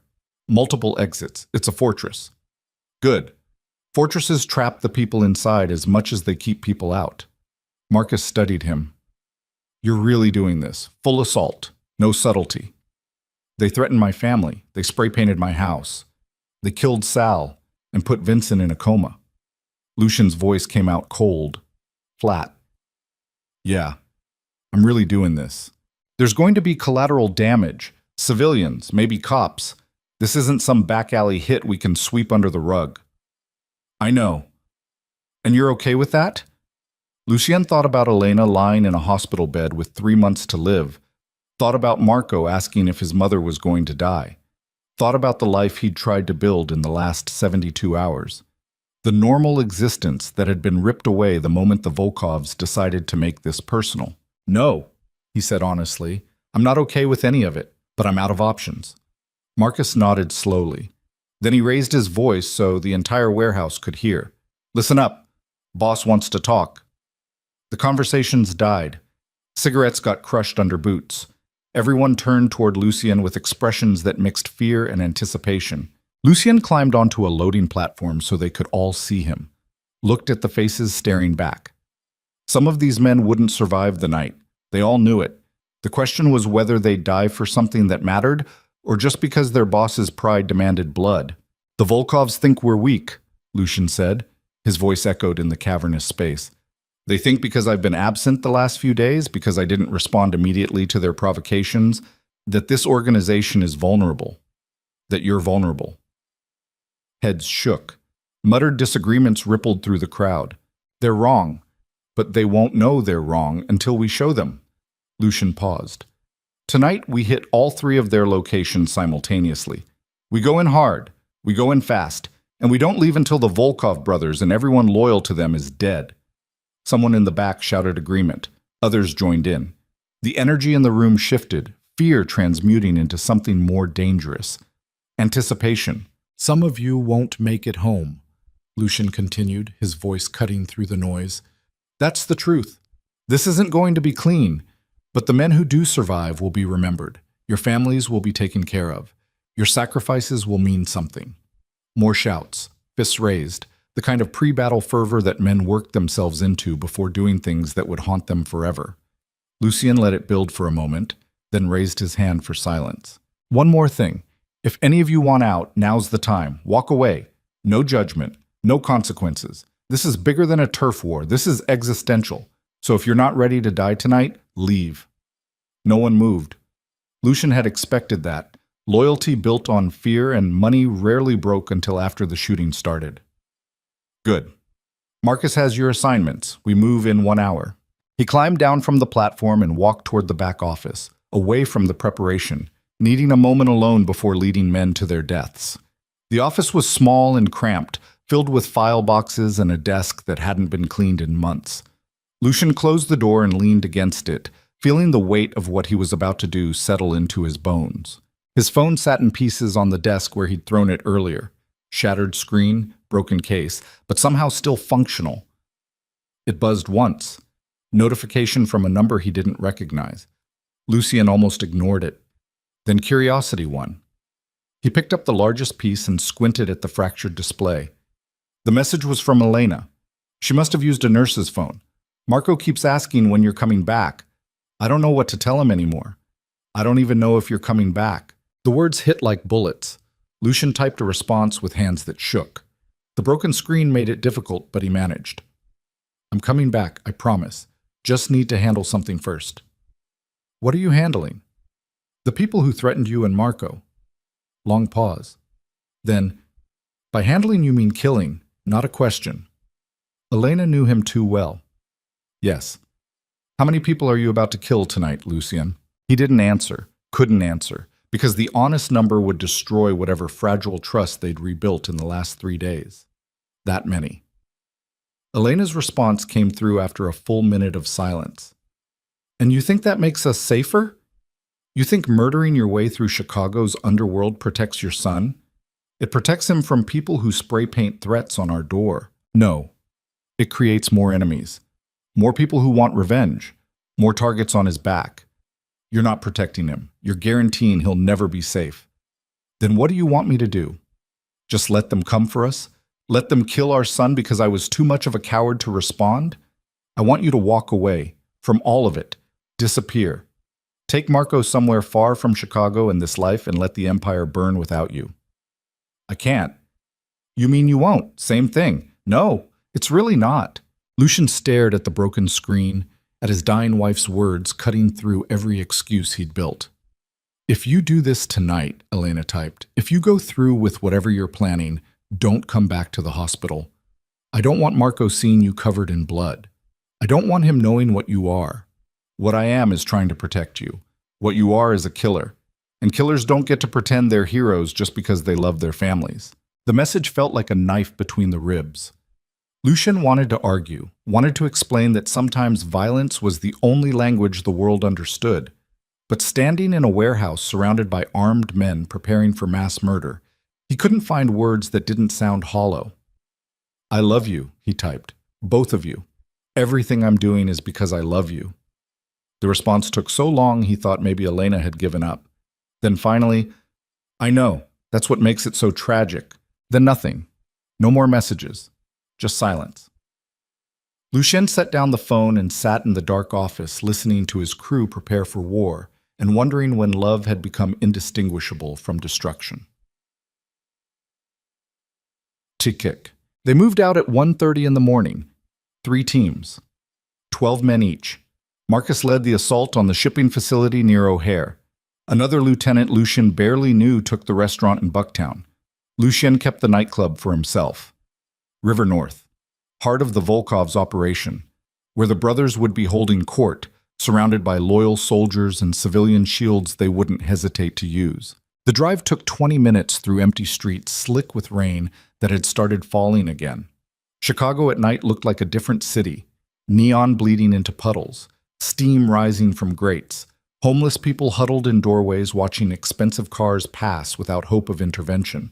Lucien rode in the lead vehicle with 5 men he'd personally selected. The best shooters, the most loyal, the ones who wouldn't hesitate when civilians started screaming. No one talked during the drive. They just checked weapons, adjusted body armor, and stared out windows at a city that would wake up tomorrow to news of a massacre. The nightclub appeared ahead. 3 stories of converted warehouse with the Volkovs logo, a wolf's head, illuminated in red neon above the entrance. Bass thumped from inside. People lined up on the sidewalk despite the late hour. Beautiful women in expensive dresses and men in suits that cost more than most people's monthly rent. The kind of crowd that wanted to be seen, that chased danger like a drug. They had no idea they were standing outside a war zone. 2 minutes, Lucien said quietly. His driver nodded, circling the block. The other vehicles did the same, approaching from different angles. Coordinated, professional, the kind of operation that took planning and discipline. Lucien's phone buzzed. Marcus. In position at the shipping facility. Waiting on your signal. Then the other team leader. Restaurant secured. Ready on your go. Lucien looked at the nightclub, at the people laughing outside, smoking cigarettes, flirting with strangers. Normal people living normal lives who'd picked the wrong night to chase excitement. Some of them would die in the next 10 minutes. That was the truth. Unavoidable. Lucien could warn them, could fire shots in the air and scatter the crowd. But that would alert the Volkovs, give them time to escape. Guarantee this would happen again tomorrow, or next week, or next month, until someone finally won. And Lucien was tired of fighting wars that never ended. Go, he said into the phone. Then all 3 teams moved simultaneously. The first shots came from the back entrance. Lucien's men breached the service door with a battering ram, pouring into the kitchen where staff scattered like startled birds, screaming, running. A chef grabbed a knife before thinking better of it and diving behind a counter. Lucien followed his team through the controlled chaos, his own weapon drawn but not firing. Not yet. The real targets were upstairs in the VIP section where the Volkovs held their court. Gunfire erupted from the main floor, the Volkovs' security responding. Muzzle flashes lit up the darkness like strobes. Music still pounded from the speakers, drowning out the screams until someone finally cut the power and everything went dark except for emergency lighting. Stairs! Lucien shouted over the noise. 2nd floor! Now! His team pushed forward. Bodies hit the ground. Some were Volkov men. Some might have been civilians. Lucien couldn't tell in the chaos and didn't let himself look too closely. They hit the stairs at a run. Bullets tore chunks from the wall beside Lucien's head. He fired back, saw someone fall, kept moving. His men poured up behind him, their boots thundering on metal steps. The 2nd floor opened into a long hallway with private rooms on either side. More gunfire. One of Lucien's men went down clutching his leg, screaming. Another stepped over him and kept advancing. Room at the end, someone shouted. That's where they keep the brothers. The door was reinforced steel, not getting through that with a battering ram. Lucien gestured to one of his men carrying explosives, shaped charge, designed to blow the lock without bringing down the whole building. They had maybe 30 seconds before the Volkovs either escaped through a back exit or rallied enough men to overwhelm the assault team. The explosive expert worked fast, hands steady despite bullets still flying in the hallway, set the charge, primed the detonator, looked at Lucien. Everyone back. They retreated around the corner. The explosion was compact but deafening. Lucien's ears rang. Smoke filled the corridor. Then his men were moving again, pouring through the destroyed doorway into whatever lay beyond. Lucien followed them into hell. The VIP room looked like a bunker. Reinforced walls. Security monitors showing every angle of the club. A wet bar along one wall. Expensive furniture. And in the center, behind an overturned table they were using as cover, The Volkov brothers. Dmitry and Alexei. Exactly like their photos, but somehow more dangerous in person. Both held automatic weapons. Both were firing with the kind of precision that came from years of experience. One of Lucien's men dropped immediately, shot through the throat. Another took rounds to the chest, body armor stopping the bullets, but the impact knocking him backward. "Spread out!" Lucien shouted. "Flanking positions!" His remaining men scattered, using furniture and walls for cover. The room erupted into a firefight at close range, the kind where luck mattered more than skill. Dimitri's voice cut through the chaos. Heavy accent, amused despite the circumstances. "Lucien Varelli finally comes out to play. You threatened my family," Lucien called back. "What did you think would happen?" "We thought you would come, like dog. Predictable." Dimitri laughed. "You bring what? 5 men? 6? We have 20 more downstairs. You are trapped." "Then I'm trapped with you." More gunfire. Glass exploded. Someone screamed. Lucien couldn't tell whose side the scream came from. He moved, darting between cover points, trying to get an angle on the brothers. Alexei tracked his movement and fired. Bullets chewed through the wall, inches from Lucien's head. Dust and wood splinters filled the air. Then one of Lucien's men got lucky. A clean shot that caught Alexei in the shoulder. The big Russian grunted, dropped his weapon, clutched at the wound. Dmitri roared something in Russian. Rage or orders or both. He emptied his magazine toward Lucien's position, then ducked back behind cover to reload. That's when Lucien moved. He came around the flipped table fast, weapon raised, and found Dmitri crouched low trying to slam a fresh magazine home. Their eyes met. Recognition. Understanding.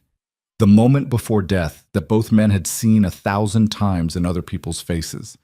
Lucien pulled the trigger. Click. Empty. He'd lost count of his shots in the chaos. Dmitri smiled, finished reloading, started to raise his weapon. Then Marcus appeared in the doorway behind him, having somehow fought his way up from the shipping facility assault. Marcus didn't hesitate, didn't announce himself, just fired 3 controlled shots into Dmitri's back. The Russian went down hard, weapon clattering across expensive hardwood. Alexei screamed, rushed forward despite his wounded shoulder. Got 2 steps before multiple weapons opened up, catching him in a crossfire that destroyed him before he hit the ground. Then silence. Sudden. Violent. The kind of quiet that only came after chaos. Lucien stood over Dmitri's body. The Russian was still alive, barely, blood pooling beneath him. His eyes found Lucien's. "You think?" Dmitri coughed blood.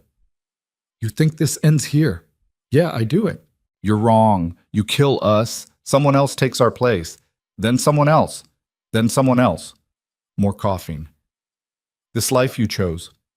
It never ends. Not until it ends you." The words landed with the weight of prophecy. Lucien put another round through Dmitri's head, ended the conversation, ended the war. Or so he thought.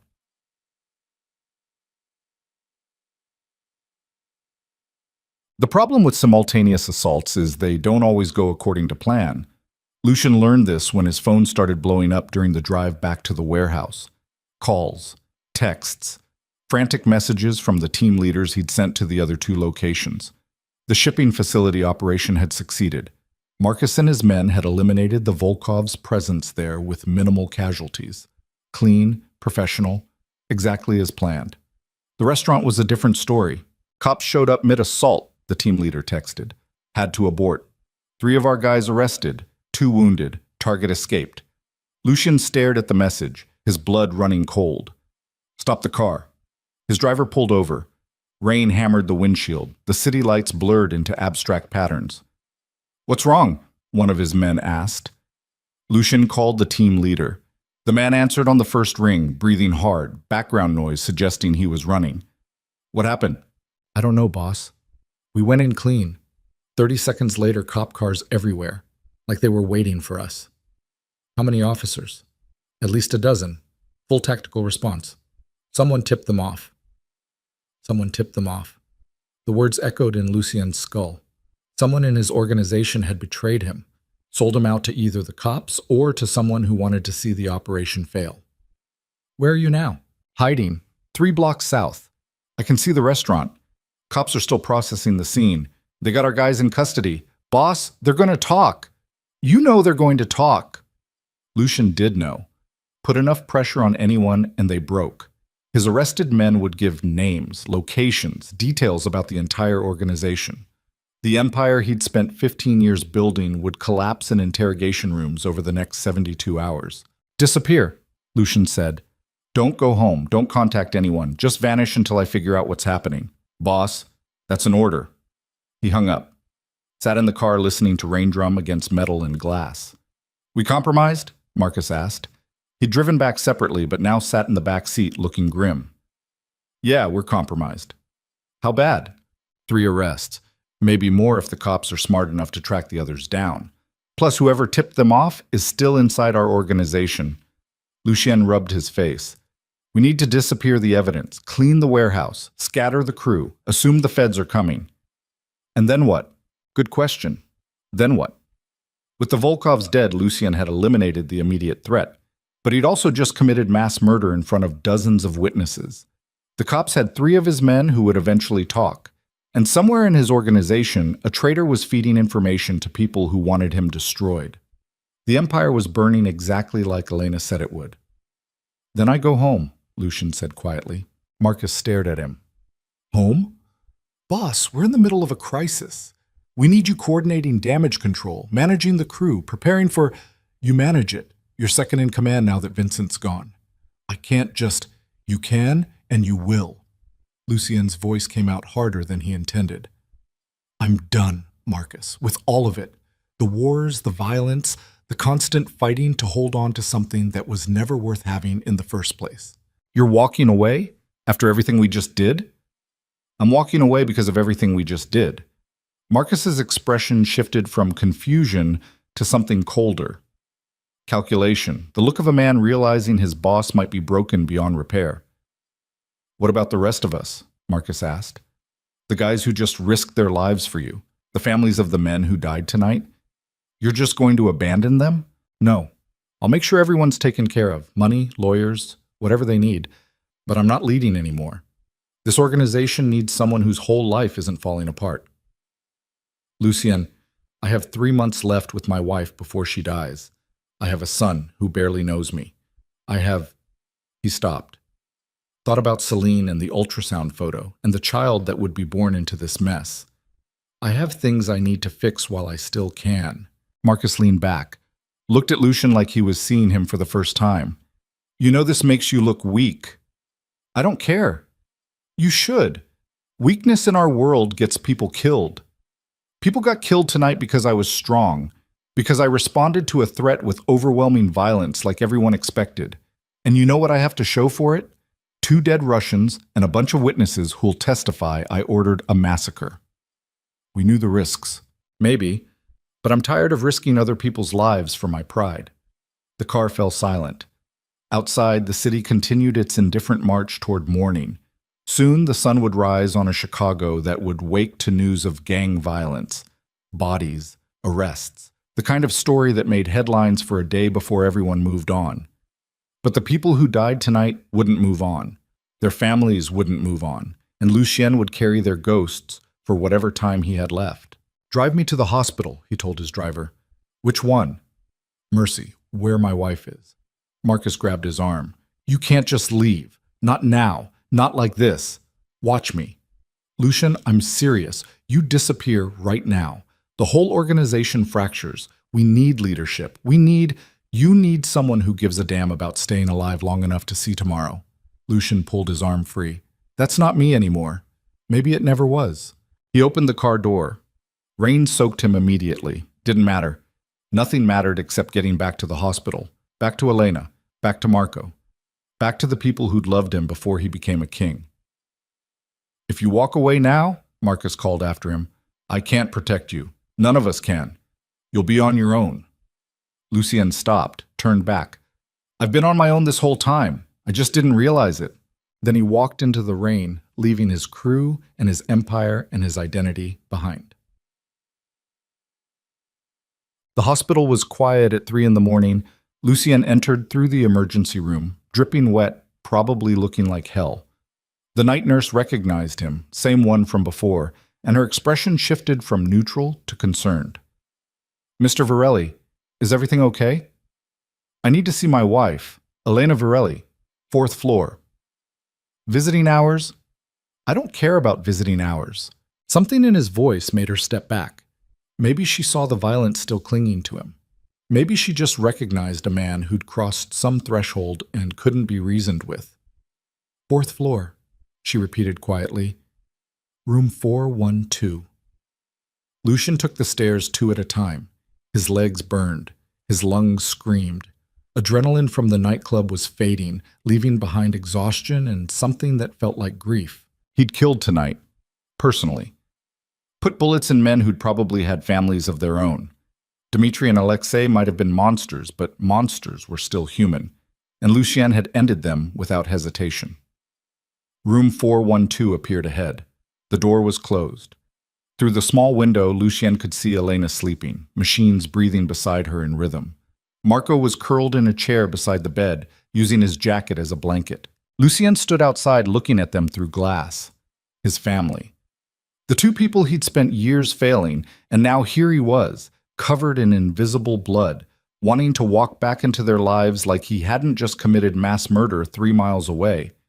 He pushed open the door slowly, tried to be quiet. Failed. Marco woke immediately, his eyes finding Lucien in the doorway. The kid looked exhausted, scared, too young to be spending nights in hospitals watching his mother die. You came back, Marco said.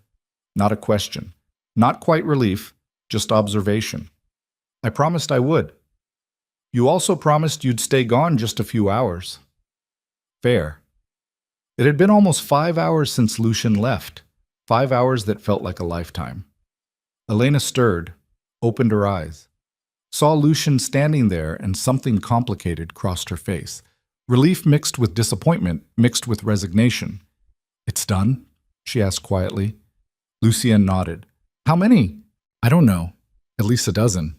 Maybe more. Marco was watching this exchange, his young face trying to process what they were talking about, slowly understanding. His father had just killed people, multiple people, and his mother was asking about it like discussing the weather. You should go, Elena said. The police will be looking for you. Let them look. Lucien, I'm not running anymore. Not from them. Not from you. Not from any of it. He moved into the room, sat down on the edge of her bed. I know I screwed up. I know I can't fix what I've broken, but I have 3 months left with you, and I'm not wasting another second running towards something that never mattered. Elena studied his face, reached up with a hand that shook slightly, and touched his cheek. You're wet. It's raining. You should change clothes. You'll get sick. I don't care.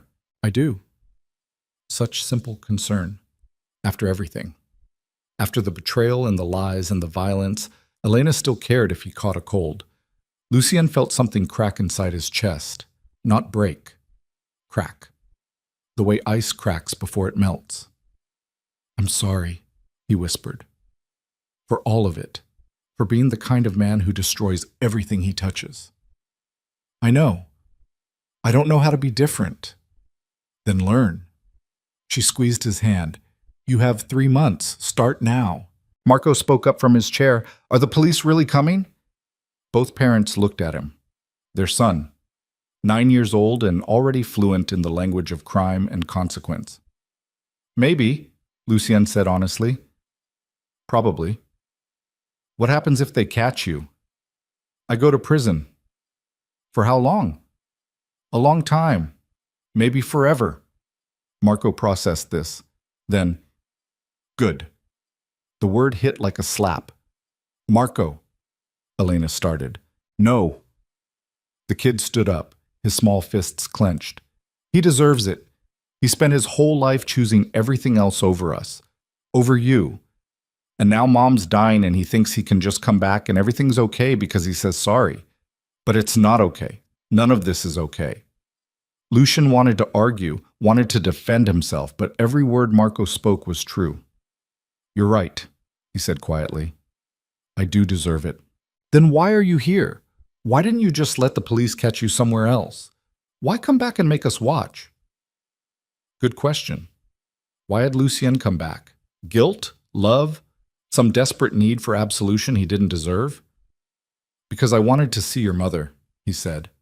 One more time before he stopped. Started over. I wanted to see both of you. We don't want to see you. Marco, that's enough, Elena said gently. It's not enough. It's not nearly enough. Tears were streaming down the kid's face now. I hate him. I hate what he is. I hate that he's my dad. I hate... His voice broke. I hate that I still wanted him to come back. The admission destroyed all three of them. Elena started crying. Marco collapsed back into his chair, sobbing, and Lucien sat there on the edge of the bed, realizing that some damage went too deep to ever fully heal. I don't know how to make this right, he said to both of them. I don't know what I'm supposed to do. You're supposed to be here, Elena said through tears. Not out killing people, not running your empire, just here, present, for whatever time we have left. And if the police come, then they come. But until they do, you're ours. Not the city's, not your organization's, ours. Lucien looked at his wife, dying. 3 months left, maybe less. Then he looked at his son, 9 years old, angry, hurt, justified in every accusation. These were his people, his actual family, and he'd spent 15 years treating them like obstacles to work around instead of the only things that mattered. Okay, he said, I'm yours. Outside, sirens wailed in the distance, getting closer. Chicago PD or ambulances or just the normal chaos of a city that never slept. Lucien didn't know which and tried not to care. He climbed onto the hospital bed beside Elena, careful not to disturb the IV lines and monitors. She shifted to make room, laying her head against his shoulder. Marco watched for a moment, then climbed up on the other side, small body pressed against his mother's. The three of them lay there in a too-small hospital bed, while machines beeped and rain hammered against windows, and somewhere in the city, the consequences of Lucien's choices were still unfolding. But for now, in this moment, he was exactly where he'd promised to be. Home. Finally, home.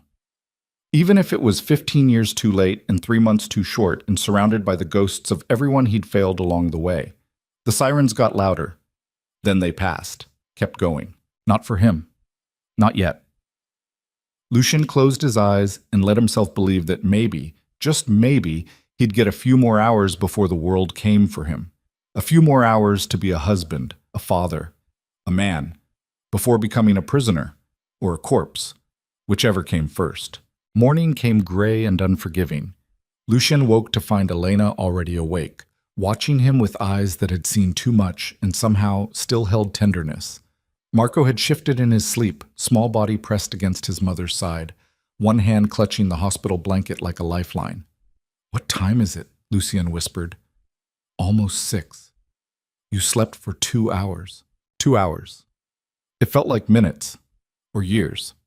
Time had stopped making sense somewhere between killing the Volkov brothers and climbing into this hospital bed. You should have woken me. Why? So you could worry more? Elena's voice was soft but firm. You needed rest. Lucien sat up carefully, trying not to disturb Marco. His body ached from sleeping in an awkward position.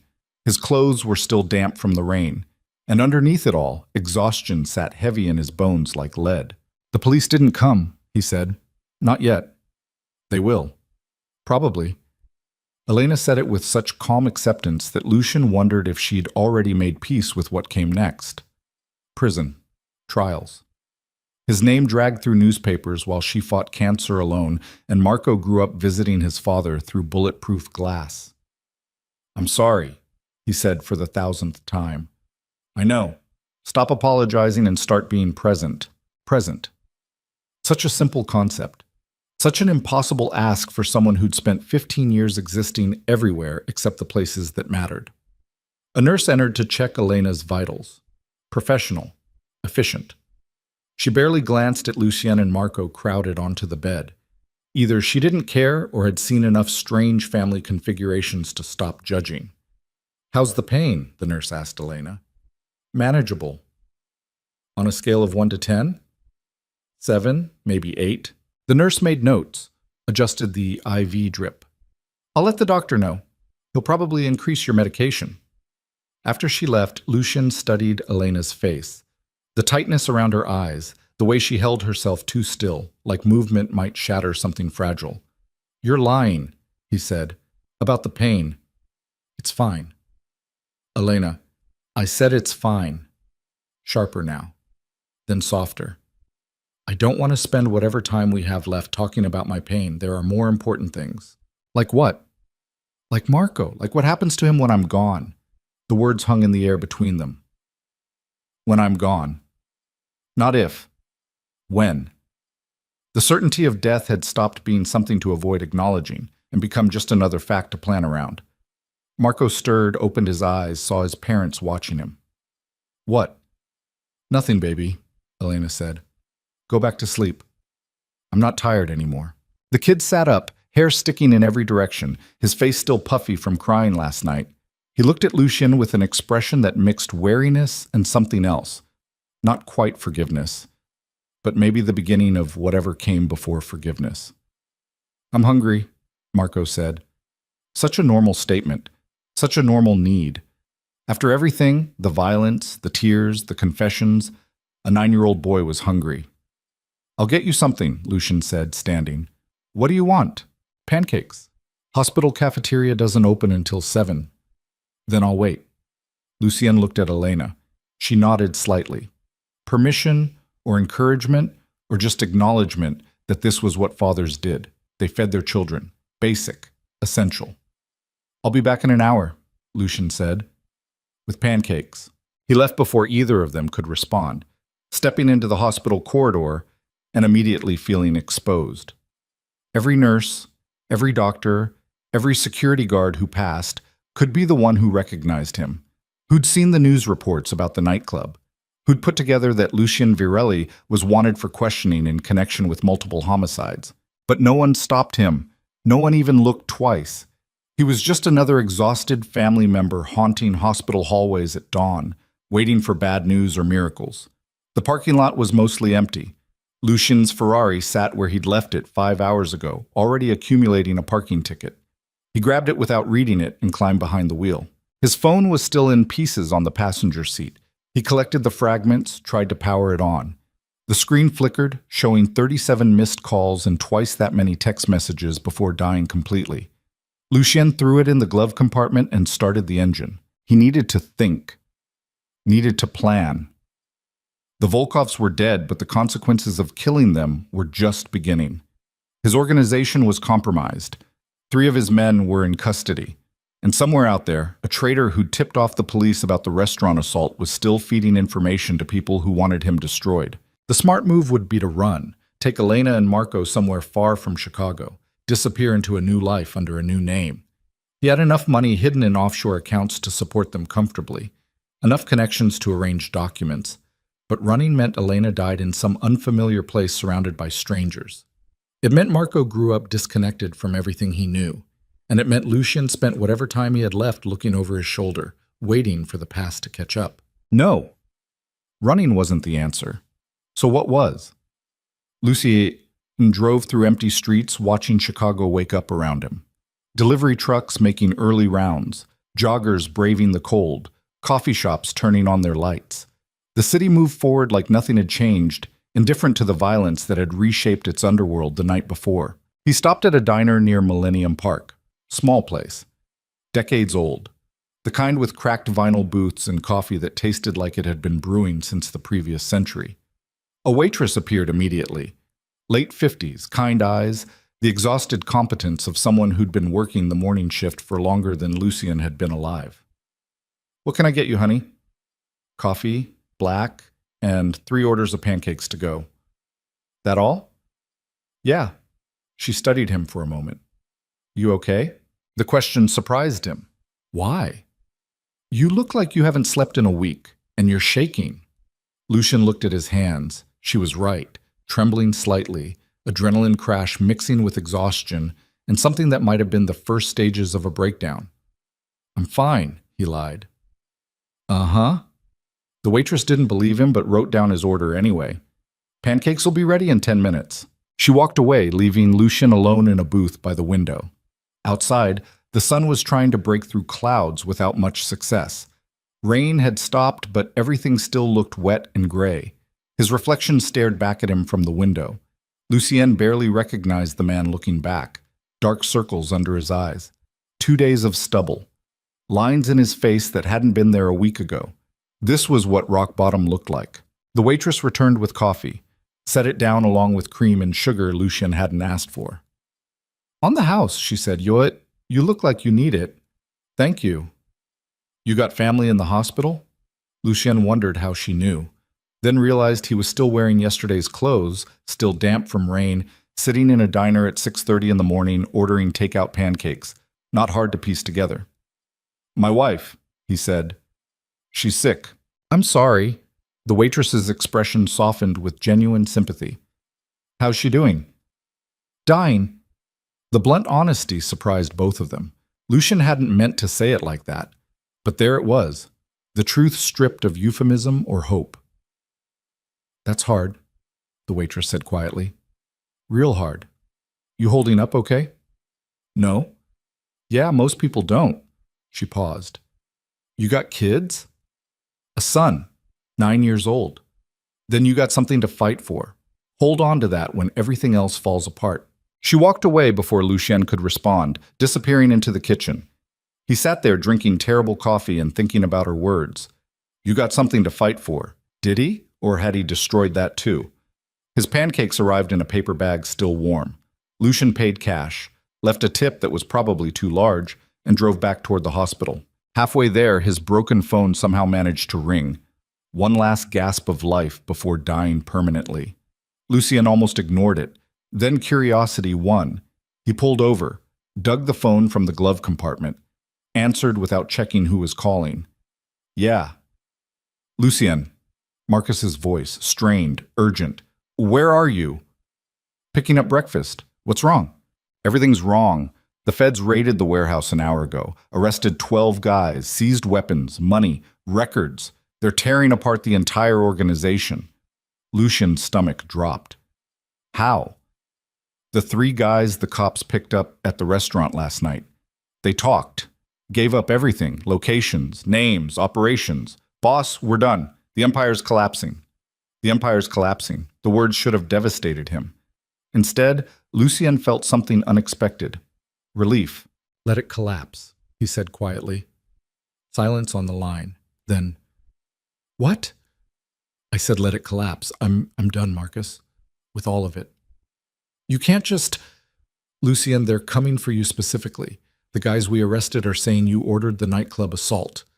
They're calling it a massacre. Premeditated murder. You're looking at life in prison if they catch you." "I know." "So what's the plan? Where are we meeting?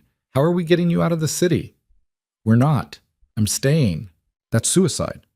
"Maybe. But it's my choice." More silence. When Marcus spoke again, his voice had gone cold. "After everything, after 15 years of building this together, you're just giving up." "I'm not giving up. I'm choosing something different. You're choosing to abandon everyone who's ever been loyal to you." The accusation stung because it was true. Lucien was abandoning them. The crew, the organization, everyone who'd put their faith in a king who'd decided he didn't want the crown anymore. "I'm sorry," Lucien said, "but I can't be that person anymore." "Can't or won't?" "Same thing." "No, it really isn't." Marcus's voice was sharp now, angry. "You're being a coward, running away into domesticity because the real world got too hard." "The real world killed my wife. The real world turned my son against me. The real world made me into something I don't recognize when I look in the mirror." Lucien's grip tightened on the phone. "So yeah, I'm running away from it, toward the only people who ever actually loved me. They won't love you in prison." "Then I'll love them from prison. It's more than I've done for the last 15 years. The line went dead. Marcus had hung up. Lucien sat in his car holding a broken phone and a bag of pancakes, watching morning traffic build around him, and wondered if he'd just made the biggest mistake of his life, or the first smart decision. Basag. Marco devoured the pancakes like he hadn't eaten in days. Maybe he hadn't. Lucien realized he had no idea when his son had last had a real meal. Yesterday? The day before? Elena would know. Elena kept track of these things even while dying. "These are good," Marco said through a mouthful of food. Don't talk with your mouth full. The kid swallowed. Sorry, such a small thing. Table manners. But it felt important, like Lucian was finally being a father instead of just a man who happened to have a child. Elena picked at her pancakes without much enthusiasm. The medication was making her nauseous, she explained. Everything tasted like cardboard. But she ate a few bites anyway because Marco was watching and she wanted to show him she was trying.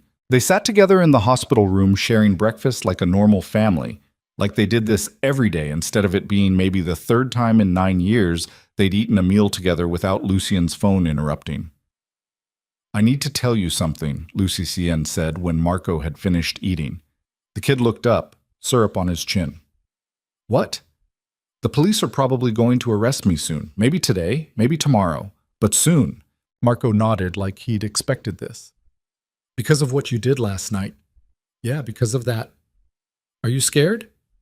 Honest question. Lucien gave an honest answer. Terrified. Good. You should be. Lena reached across and squeezed Marco's hand. Baby, that's not helpful. Why not? He should be scared.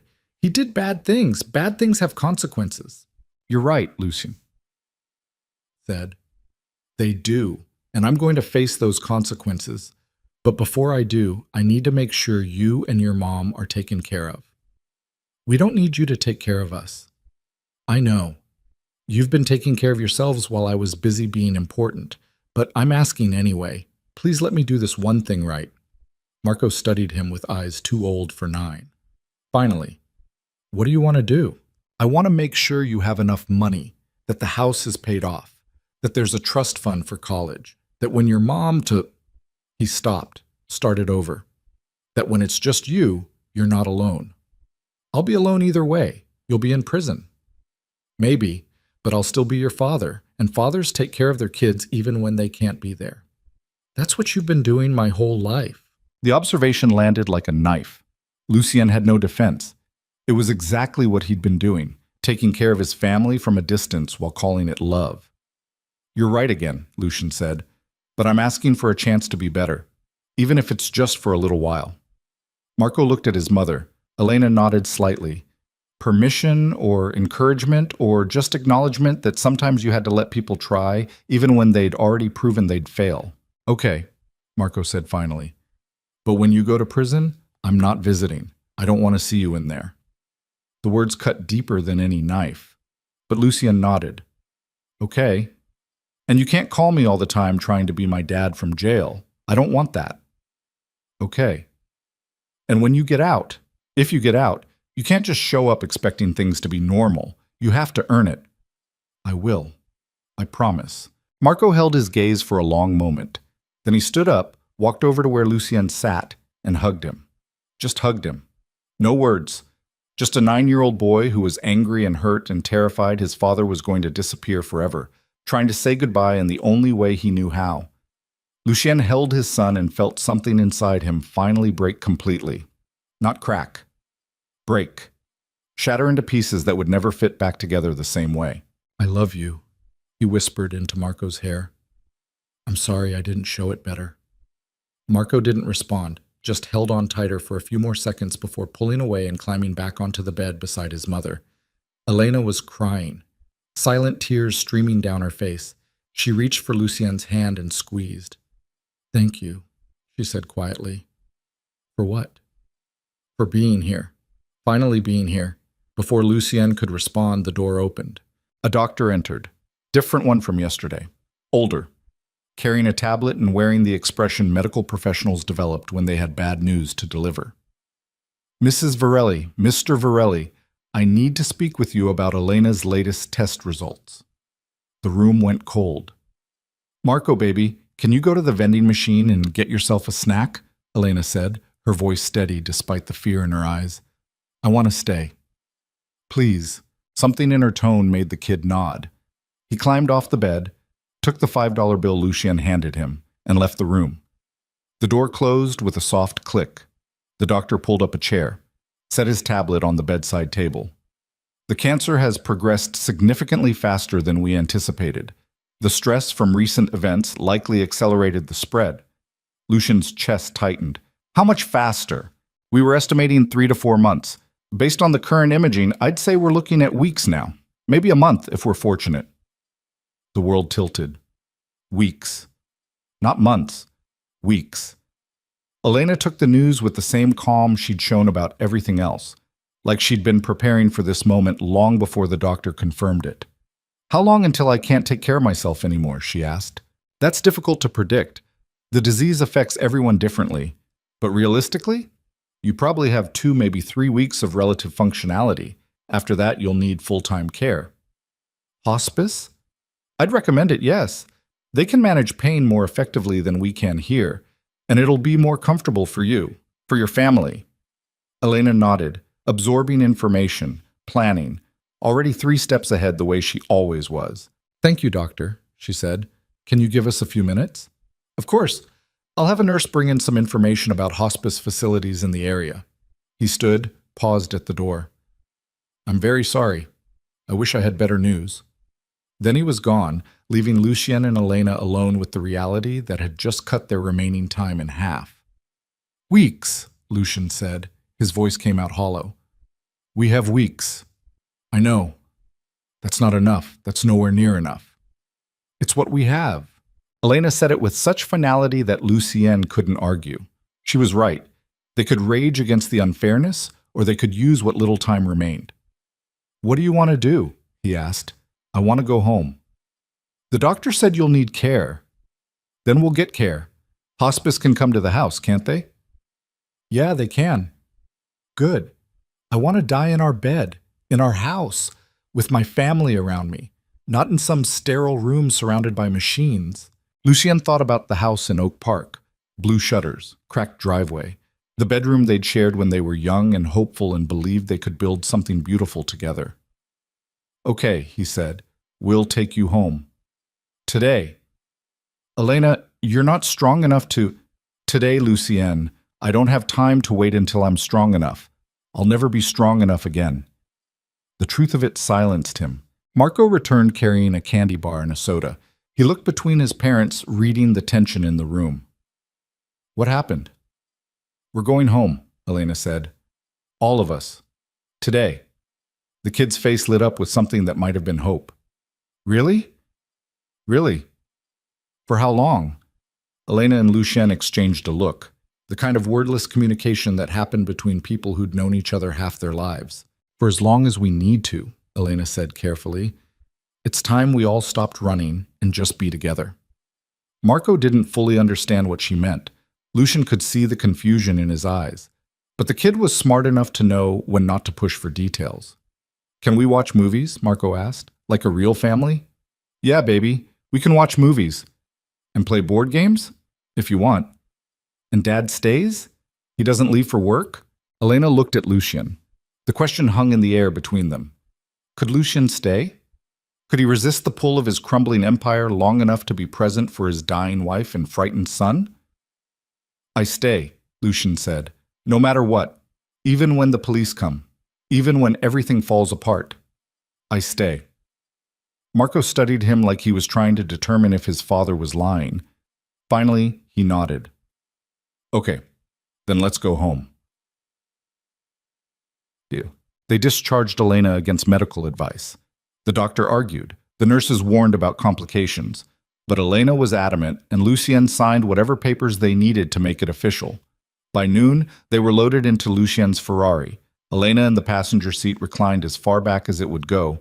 Marco in the tiny back seat surrounded by bags of medication and hospital discharge instructions. The drive to Oak Park took 40 minutes through midday traffic. Elena slept most of the way, exhausted from the effort of getting dressed and moving from bed to wheelchair to car. Marco stared out the window watching the city pass, his hand resting on his mother's shoulder like he was afraid she might disappear if he stopped touching her. Lucien drove carefully, taking corners slow, avoiding potholes. Every bump made Elena wince even in her sleep. By the time they pulled into the driveway, his hands ached from gripping the steering wheel so tightly. The house looked exactly like he'd left it 36 hours ago.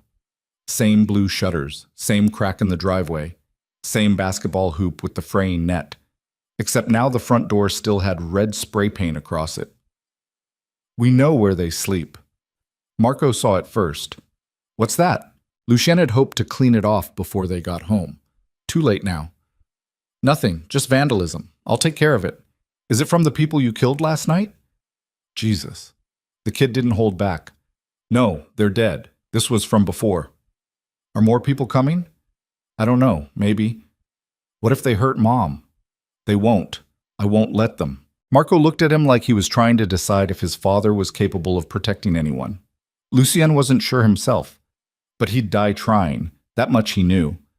They got Elena inside and settled on the couch. She was too weak to climb stairs, so the master bedroom was out of question for now. Marco brought down blankets and pillows, transforming the living room into a makeshift hospice. This okay? Lucien asked. Elena looked around at her house. Her home. The place she'd lived for 9 years, mostly alone while her husband built kingdoms. It's perfect, she said. The rest of the afternoon passed in strange domesticity. Lucien called a service to come clean the spray paint off the door. Made phone calls arranging hospice care to start the next day. Set up Elena's medications according to the complicated schedule the hospital had provided. Marco stayed close to his mother, reading to her from a book about dragons when she was awake, just sitting beside her when she slept. Around 5, Lucien's broken phone managed one final miracle. It rang. He almost didn't answer, but the number showed it was from Vincent's phone. Vincent, who'd been in a coma since the shooting, who might be dead by now for all Lucien knew. Hello? Lucien? Vincent's voice, weak, rough, but definitely alive. Vincent, Jesus, you're awake. Barely. Feels like someone drove a truck over my chest, multiple times. You got shot, 4 times. We thought, I know what you thought. Doctors told me, said I was lucky. Don't feel very lucky right now. Lucien stepped outside onto the porch, away from where Marco might hear. What happened? Are you still in the hospital? For now. They want to keep me another week for observation. But I'll live. Unlike Sal. Unlike the Volkovs. A pause. Marcus told me what you did, and what you're planning to do. What am I planning to do? Walk away. Let the organization collapse. Face whatever consequences come without fighting. Marcus talks too much. Marcus is trying to hold together what's left of our empire while you play house with your dying wife. The words hit hard, intentionally hard. Vincent had never been one to soften blows. She has weeks left, Lucien said quietly. Maybe a month. I'm not wasting that time rebuilding something that should have burned years ago. So you're just done? 15 years of work down the drain? It was already down the drain. I was just too proud to admit it. Vincent coughed. The sound came through the phone, wet and painful. When he spoke again, his voice was weaker. The feds are building a case. They have witnesses. They have evidence. Marcus says you're looking at life in prison if they convict. I know. And you're okay with that? No. But I'm done running, done fighting, done destroying everything I touch trying to build something that never mattered. Silence on the line, just Vincent's labored breathing. I get it, he finally said. I don't agree with it, but I get it. Thank you. Don't thank me yet. I'm calling because there's something you need to know. What? The traitor, the one who tipped off the cops about the restaurant. We found him. Lucien's blood went cold. Who? Tommy Ricci, your driver, the kid you brought in last year from the Southside crew. Tommy, 23 years old, ambitious, eager to prove himself. Lucien had trusted him with sensitive operations, with transportation, with information. You're sure? Positive. Found text messages on a burner phone. He's been feeding information to the feds for 6 months in exchange for immunity. Boss, he knows everything. Locations, operations, names. He's the reason everything's falling apart. 6 months. Tommy had been betraying them for 6 months and nobody noticed. Where is he now? That's the thing. He disappeared. Went into protective custody after the restaurant raid. Feds have him somewhere safe while he prepares to testify. Against me. Against all of us. But yeah, mostly you.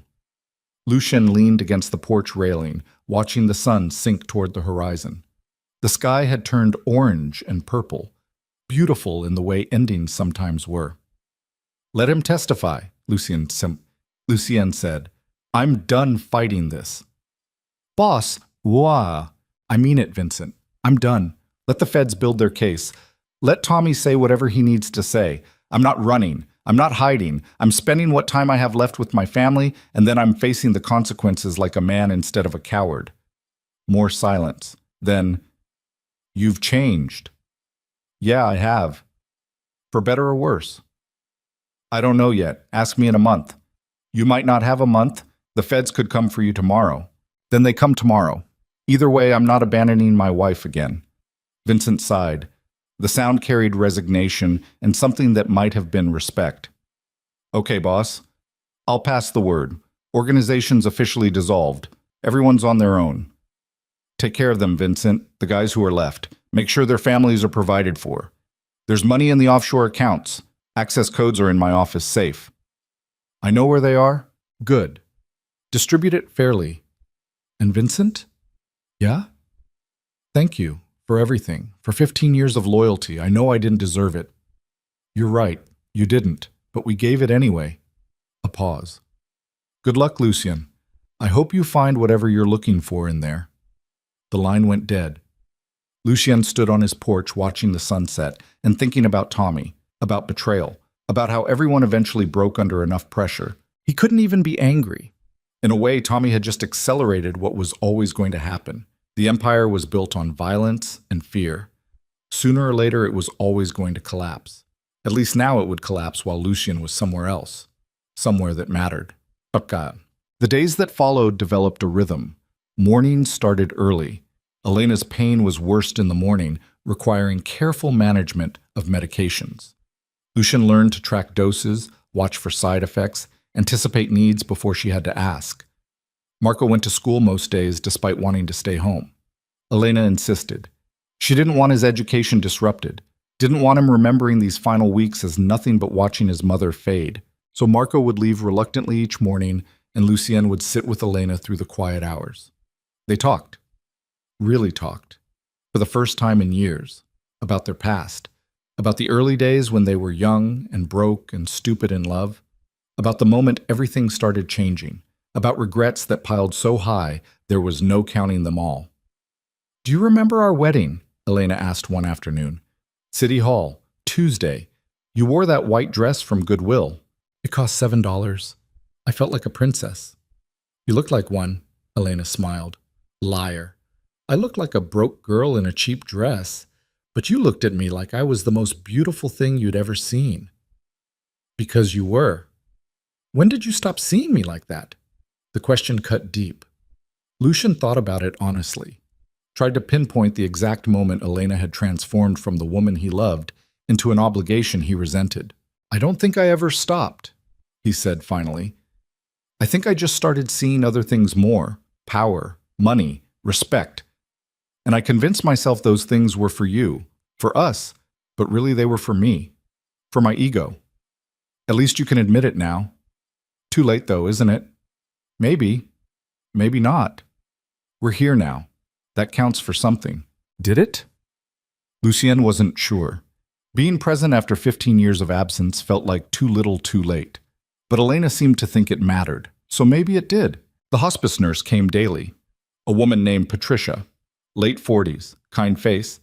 She'd seen this story 1,000 times before. Families cramming a lifetime of love into whatever days remained.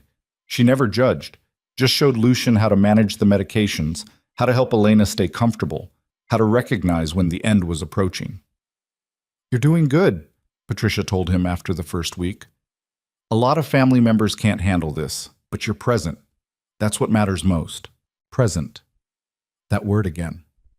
The thing Lucien had failed at for so long, it had become his defining characteristic.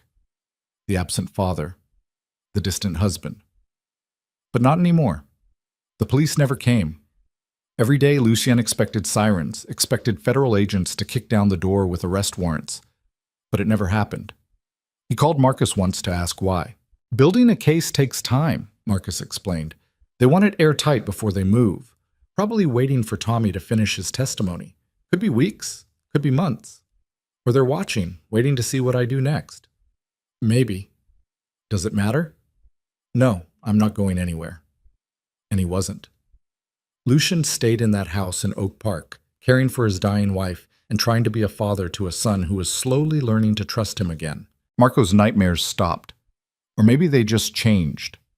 One night, Lucian woke to find the kid standing in the doorway of his room. "Can't sleep?" Lucian asked. "I had a dream about Mom." "Bad dream?" "No, she was healthy, like before she got sick. We were at the zoo, all three of us. You were teaching me about the animals and Mom was laughing." Marco's voice cracked. It felt real. "Come here." Marco climbed onto the bed. Lucian put his arm around small shoulders that shook with silent crying. "I don't want her to die," Marco whispered. "I know, me neither." "Why did this happen?" "I don't know. Sometimes bad things just happen, and there's no reason." "That's not fair." "No, it's not." They sat together in the dark, father and son, sharing grief they couldn't fix but could at least face together. "Will you stay?" Marco asked. "After Mom dies? Or will you go back to your other life?" "I'll be here as long as they let me, and when they take me away, I'll come back the second I can. That's a promise." "You promise a lot of things." "I know, but I'm trying to mean it this time."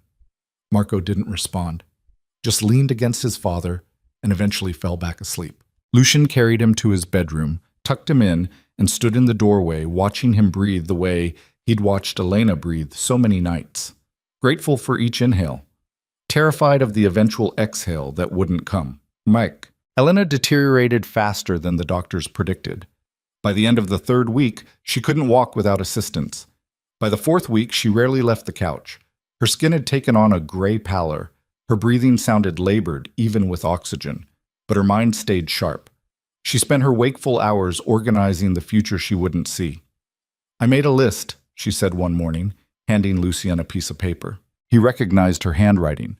Neat, precise, the same way she'd been making lists for 15 years. Grocery lists, chore lists, lists of things Lucian needed to fix but never did. This list was different, things Marco needs to know.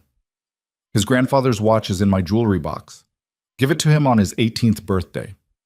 The photo albums are in the attic. Show him who we were before everything got complicated. He's allergic to shellfish. Don't let him forget. He loves science. Encourage that. It makes him happy. He needs to know I didn't leave because I wanted to. I fought to stay as long as I could. Tell him every day that I loved him, even when he's too old to want to hear it. Don't let him grow up angry. Anger poisoned you. Don't let it poison him." Lucian read the list 3 times. By the third reading, he couldn't see through his tears. "I'll tell him," he managed. "All of it, I promise." "There's another list," Elena said. "For you." She handed him a second piece of paper. "Things Lucian needs to know. I never stopped loving you, even when I hated what you'd become. You weren't always wrong. Sometimes you were trying to protect us the only way you knew how. The house is paid off. There's money in the account under both our names. Use it wisely. Celine will try to use the baby as leverage. Don't let her. That child deserves better than being a bargaining chip. When you go to prison, and you will go to prison, don't waste that time in bitterness. Use it to become the man you almost were. Marco will say he doesn't want to see you. Make him anyway. Don't let him cut you out completely. Forgive yourself eventually. Carrying this guilt forever won't bring me back or undo the mistakes. It'll just destroy what's left of you. I'm sorry I wasn't stronger. Sorry I couldn't fight this longer. Thank you for staying. These last few weeks meant everything." Lucian couldn't speak, could barely breathe. He folded both lists carefully and put them in his pocket. "How much time do we have left?" he asked. "Patricia says days, maybe a week. Does Marco know?" "Not yet. I'll tell him tomorrow. I need one more day where he looks at me like I might get better." Lucian understood. False hope was a gift when real hope was gone. That night, the 3 of them watched movies on the couch. Marco sandwiched between his parents, laughing at jokes that weren't that funny, pretending everything was normal even though they all knew it wasn't. Around midnight, after Marco had fallen asleep, Elena turned to Lucian. "I need you to do something for me. Anything. When it gets bad, when I can't talk anymore, when the pain is too much, I need you to let me go. Don't fight to keep me here. Just let me go peacefully. Elena, promise me, Lucian. No heroic measures, no last-minute runs to the hospital, just comfort and peace and family. That's all I want. He wanted to argue, wanted to say they'd fight until the very end, but looking at her face, so thin now, so tired, he knew she was right. I promise, he whispered. Thank you. She fell asleep against his shoulder. Marco was already asleep on her other side, and Lucian sat there on the couch with his whole world pressed against him, feeling it slip away with every breath. Elena died on a Tuesday morning 3 days later. The sun was shining for the first time in weeks. Patricia had left an hour earlier after administering pain medication. Marco was at school. Lucien had convinced him to go, promising to call immediately if anything changed. Elena had been sleeping most of the morning, peaceful, comfortable. The medications keeping her somewhere between dreams and consciousness. Then her eyes opened, clear, focused, more present than she'd been in days. Lucien, he was beside her immediately. I'm here. It's time. Time for what? You know what. And he did. He'd seen enough death to recognize its approach. The way breathing changed, the way skin color shifted, the way someone's eyes looked when they were already halfway to wherever came next. Do you want me to call Marco home? No, let him remember me awake. Not like this. Elena, it's okay. She reached for his hand, her fingers were cold. I'm ready. I've been ready. Lucien wanted to scream, wanted to call an ambulance, wanted to fight and rage and refuse to accept what was happening. But he'd made a promise. So instead he climbed onto the couch beside her, held her the way he'd held her on their wedding night when they were young and stupid and believed love conquered everything. I'm sorry, he said, for all of it. I know, I forgive you. How? After everything I've done? Because holding on to anger takes energy I don't have anymore. And because despite everything, you came back. You stayed. That counts. Her breathing was getting shallower. Lucien could feel her heartbeat against his chest, slowing, irregular. Tell Marco I love him, she whispered. Every day. I will. And Lucien? Yeah? Be better, not perfect, just better. That's all anyone can ask. Then her eyes closed. Her breathing stopped. And the woman who'd loved Lucien Varelli before he became a king slipped away in the arms of the broken man he'd become. Lucien held her for a long time after, memorizing the weight of her, the way her hair smelled, the exact shape of her hand in his. Then he called Patricia, called Marco's school, called the funeral home, made all the terrible phone calls that followed death. And when Marco came home to find his mother gone, Lucien held his sobbing son and finally understood what Elena had been trying to teach him all along. Love wasn't about grand gestures. It was about staying, even when staying hurt, especially when staying hurt. The funeral happened 4 days later under gray skies that threatened rain but never delivered. A small service. Elena had wanted small, just family and a handful of close friends. No spectacle, no drama. Just quiet acknowledgement that someone good had left the world. Marco wore a suit that was slightly too big. Lucien had bought it 3 days earlier, guessing its sizes, discovering his son had grown while he wasn't paying attention. They sat in the front row of the funeral home chapel. Just the two of them, father and son. All that remained. The service was brief, a eulogy from Elena's sister who flew in from Portland, a reading of a poem Elena had loved. No mention of Lucien's world. No acknowledgement of the violence that had shadowed their marriage. Just a woman remembered, loved, mourned. Afterward at the cemetery, as they lowered Elena's casket into the ground, Lucien felt Marco's hand slip into his, small fingers gripping tight, an anchor in the storm. She's really gone, Marco said. Yeah, she is. What do we do now? Lucien looked at his son, 9 years old, orphaned of one parent and about to lose the other to prison. We keep going, he said. We honor her memory by being better than we were. How? I don't know yet, but we'll figure it out together. Marco nodded. Together. They stood at Elena's grave long after everyone else had left, watching workers fill the hole. watching the physical reality of loss take shape and turned earth and wilting flowers. Lucicien's phone buzzed. He'd finally replaced it yesterday. The message was from Marcus. Feds issued arrest warrant this morning. They're coming for you, probably within 48 hours. Just thought you should know. 48 hours. 2 days before his old life caught up with his new one. Lucian deleted the message. We should go, he said to Marco. Where? Home. We have things to do. They drove back to Oak Park in silence. The house felt enormous and empty without Elena. Every room echoed. Every surface held memories that now carried weight. That night, Lucian sat Marco down at the kitchen table. I need to tell you something. Is it about the police? Smart kid. Too smart. Yeah, they're going to arrest me soon, maybe tomorrow, maybe the day after, but soon. For how long? A long time. Maybe the rest of my life. Marco absorbed this. What happens to me? Your Aunt Sarah, your mom's sister, she's agreed to take you. You'll live with her in Portland. I don't want to move. I know, but you can't stay here alone, and I can't... His voice broke. I can't take care of you from prison. This isn't fair. No, it's not. I hate you. The words should have hurt. Instead, they felt honest, clean. I know. I hate me too sometimes. Marco stood up, started toward the stairs, stopped at the doorway. Mom's list. The one for me. Can I have it? Lucien pulled the folded paper from his pocket, handed it to his son. Marco read it standing there in the doorway. His face crumpled. She really loved me. More than anything in the world. Did you? Love me? Yes, I just didn't know how to show it. You could have just been here. That would have been enough. I know that now. Marco nodded, folded the list carefully. I'm going to bed. Marco. I'm going to bed. I don't want to talk anymore tonight. Then he was gone. Small footsteps on stairs. A door closing. Silence. Lucian sat at the kitchen table alone in the house he'd bought but never lived in, surrounded by the debris of a life spent chasing the wrong things.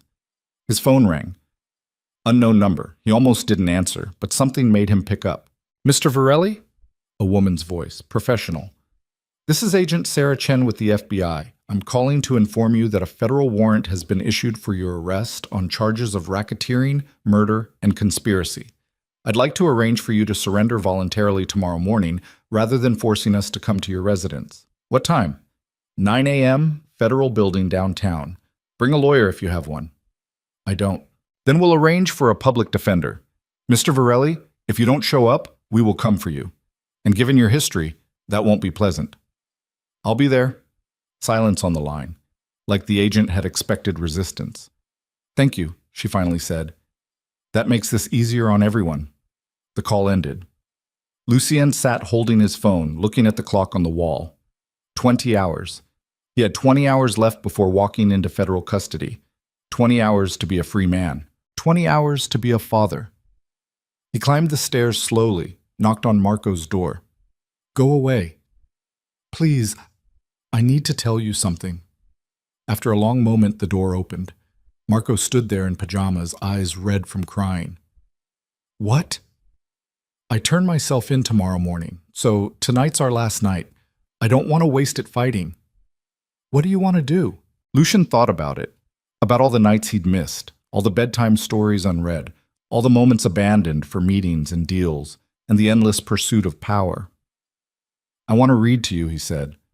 Like your mom used to, if that's okay. Marco considered this. Finally nodded. The Dragon Book. Mom was in the middle of chapter 7. They climbed onto Marco's bed together. Lucien opened the book to where Elena had left a bookmark. Started reading in a voice that caught on every other word. By chapter 9, Marco had fallen asleep against his shoulder. Lucien kept reading anyway. Read until his voice gave out and the sun started rising and his last night of freedom dissolved into the pale light of surrender. The federal building loomed gray and imposing in the morning light.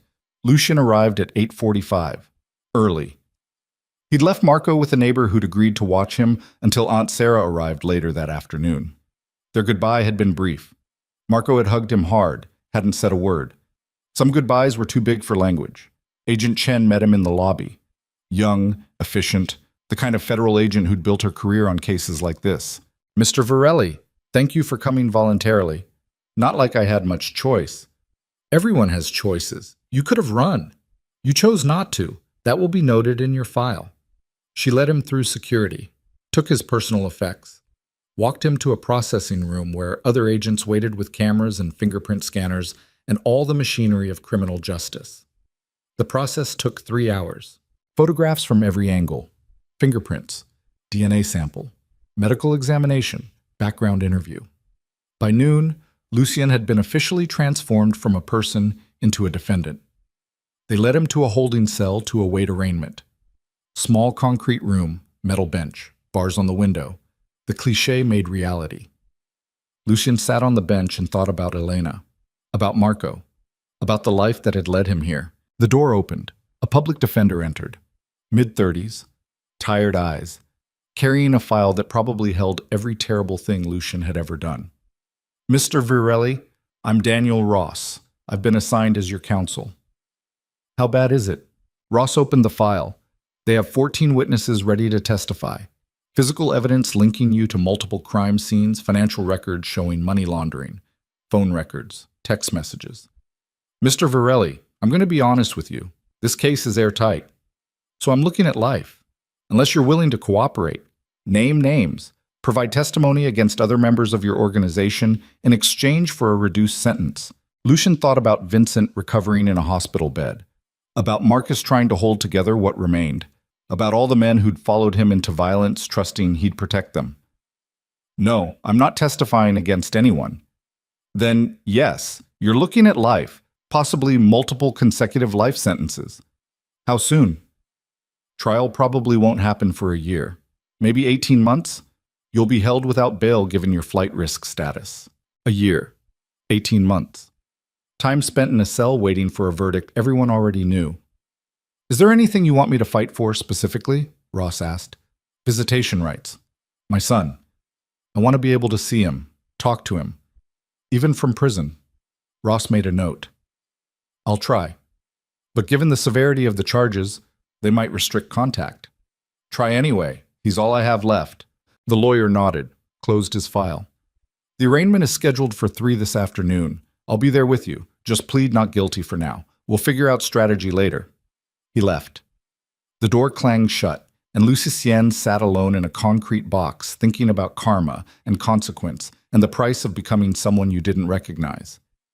The arraignment was brief. Judge read the charges. Lucien pled not guilty despite everyone knowing the truth. Bail was denied, remanded to federal custody pending trial. By 5 that evening, Lucien was being transported to Metropolitan Correctional Center. The prison van had small windows. Through them, Lucien watched Chicago pass, the city he'd owned, the kingdom he'd built. All of it continuing without him like he'd never existed. At a red light, he saw a family crossing the street. Father, mother, 2 kids, laughing about something, normal, happy. The kind of life Lucien could have had if he'd made different choices. The light changed. The van moved forward. The family disappeared. And Lucien understood finally, completely, what Elena had tried to tell him. Power meant nothing if you had no one to share it with. Kingdoms built on blood always collapsed eventually. And the only thing that mattered, the only thing that ever mattered, was love. Simple, fragile, human. The thing he'd destroyed chasing shadows. 3 years later. The visitor's room in Metropolitan Correctional Center smelled like industrial cleaner and stale coffee. Lucien sat at a metal table bolted to the floor, waiting. He'd been waiting 12 years into a life sentence, but today felt different. Today Marco was coming. The door opened. A guard entered first, then a boy. No, not a boy anymore. A young man, 12 years old, taller than Lucien remembered. Hair longer, face harder. Marco stopped when he saw his father. Neither moved for a long moment. Then Marco crossed the room and sat down across the metal table. Hi, Dad. 2 words. After 3 years of refused calls and ignored letters. 2 words that meant everything. Hi, son. They looked at each other. Lucien saw Elena in Marco's face, in the shape of his eyes, the set of his jaw, all the best parts of her preserved in the child they'd made. Aunt Sarah says I don't have to visit if I don't want to, Marco said. She's right, you don't. But I wanted to, just once, to see if… He stopped, started over. To see if you're different. Different how? I don't know. Different than the person who killed people, who chose power over family, who let Mom die alone. I didn't let her die alone. I was there. At the very end, after 15 years of not being there. Fair, painfully fair. You're right, Lucien said. I can't change what I was. I can only try to be better now. How? You're in prison. How are you better? Lucien thought about the last 3 years, about the classes he'd taken, GED, tutoring for inmates who couldn't read, therapy groups dealing with violence and trauma, letters written to victims' families that most refused to read, but he sent anyway. I'm trying to understand what I did wrong, he said. I'm trying to face the damage I caused, and I'm trying to make sure that if I ever get out, I won't make the same mistakes. You're never getting out. They gave you life. I know, but trying still matters. Marco studied him. Mom's list. The one she made for you. Do you still have it? I memorized it. They don't let you keep much in here. What did it say? The last thing? Lucien closed his eyes, saw Elena's handwriting, heard her voice reading the words. Forgive yourself eventually. Carrying this guilt forever won't bring me back or undo the mistakes. It'll just destroy what's left of you. Have you? Forgiven yourself? No, not yet, maybe not ever, but I'm trying to figure out how. Marco nodded slowly. I'm doing okay. In Portland, Aunt Sarah's nice, her husband's nice, they have a dog. I'm doing good in school. Your mom would be proud. I got into the science program at my school, top of my class. She'd be really proud of that. They fell into silence. Not uncomfortable. Just two people who'd lost each other trying to find their way back. I can't promise I'll visit again, Marco finally said. This is hard, seeing you here, knowing what you did. I understand, but maybe, someday, when I'm older, when I've figured out how to feel about all this, I'll be here, however long it takes. Marco stood. The visit was over. 30 minutes that felt like 30 seconds. At the door, he turned back. Dad? Yeah? I don't hate you anymore. I thought I should tell you that. I'm still angry, still hurt, but I don't hate you. The words cracked something in Lucien's chest. Thank you, he whispered. Then Marco was gone. Back to his life. Back to being 12 and normal and loved by people who knew how to show it. Lucien returned to his cell. 7 feet by 12 feet. Concrete. Metal bed. Small desk. Window too high to see anything but sky. This was his kingdom now. He sat at the desk and pulled out paper. Started writing, not to Marco, not to anyone specific, just writing, documenting, trying to make sense of how a mechanic from the South Side became a crime lord, became a prisoner, became a father too late to matter. The story poured out. Late nights in auto shops, meeting Elena, the slow climb to power, the violence, the mistakes. Celine in the pregnancy that never was. She'd miscarried 3 months after Elena died, called him once to tell him, never contacted him again. The Volkovs, the nightclub, the arrests. Elena dying in his arms. Marco's face as federal agents led his father away in handcuffs. 3 years of concrete and regret. Lucien wrote until his hand cramped, until dinner arrived through the slot in his door, until lights out forced him to stop. Then he lay in the dark thinking about Elena's last words. Be better. Not perfect. Just better. He'd spent 3 years trying to figure out what that meant, how to be better from inside a cage, how to make amends for damage that couldn't be undone. The answer, he was learning, was small things.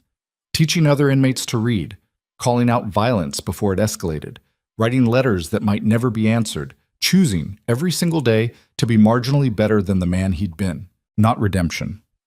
Lucien had passed the exit for redemption years ago. Just growth, change, evolution. The slow, painful work of becoming human again. Outside his window, Chicago hummed with life. People living, loving, making their own mistakes, building their own kingdoms that would eventually crumble. And somewhere in Portland, a 12-year-old boy was doing his homework, walking the dog, learning to be a person who didn't carry his father's sins. That was enough. It had to be enough. Because some stories didn't end in triumph. Some ended in concrete cells and supervised visits, and the quiet understanding that love, real love, wasn't about grand gestures or final victories. It was about showing up, being present, trying, even when trying changed nothing, especially when trying changed nothing. Lucian closed his eyes and let sleep find him. Tomorrow he'd wake up, write more letters, teach more classes, be incrementally better. And maybe, just maybe, in another 12 years when Marco was a man making his own choices, he'd visit again. Or maybe he wouldn't. Either way, Lucian would be here, waiting, present, finally, irreversibly, completely present, for whatever that was worth in the wreckage of a life spent chasing ghosts. The end.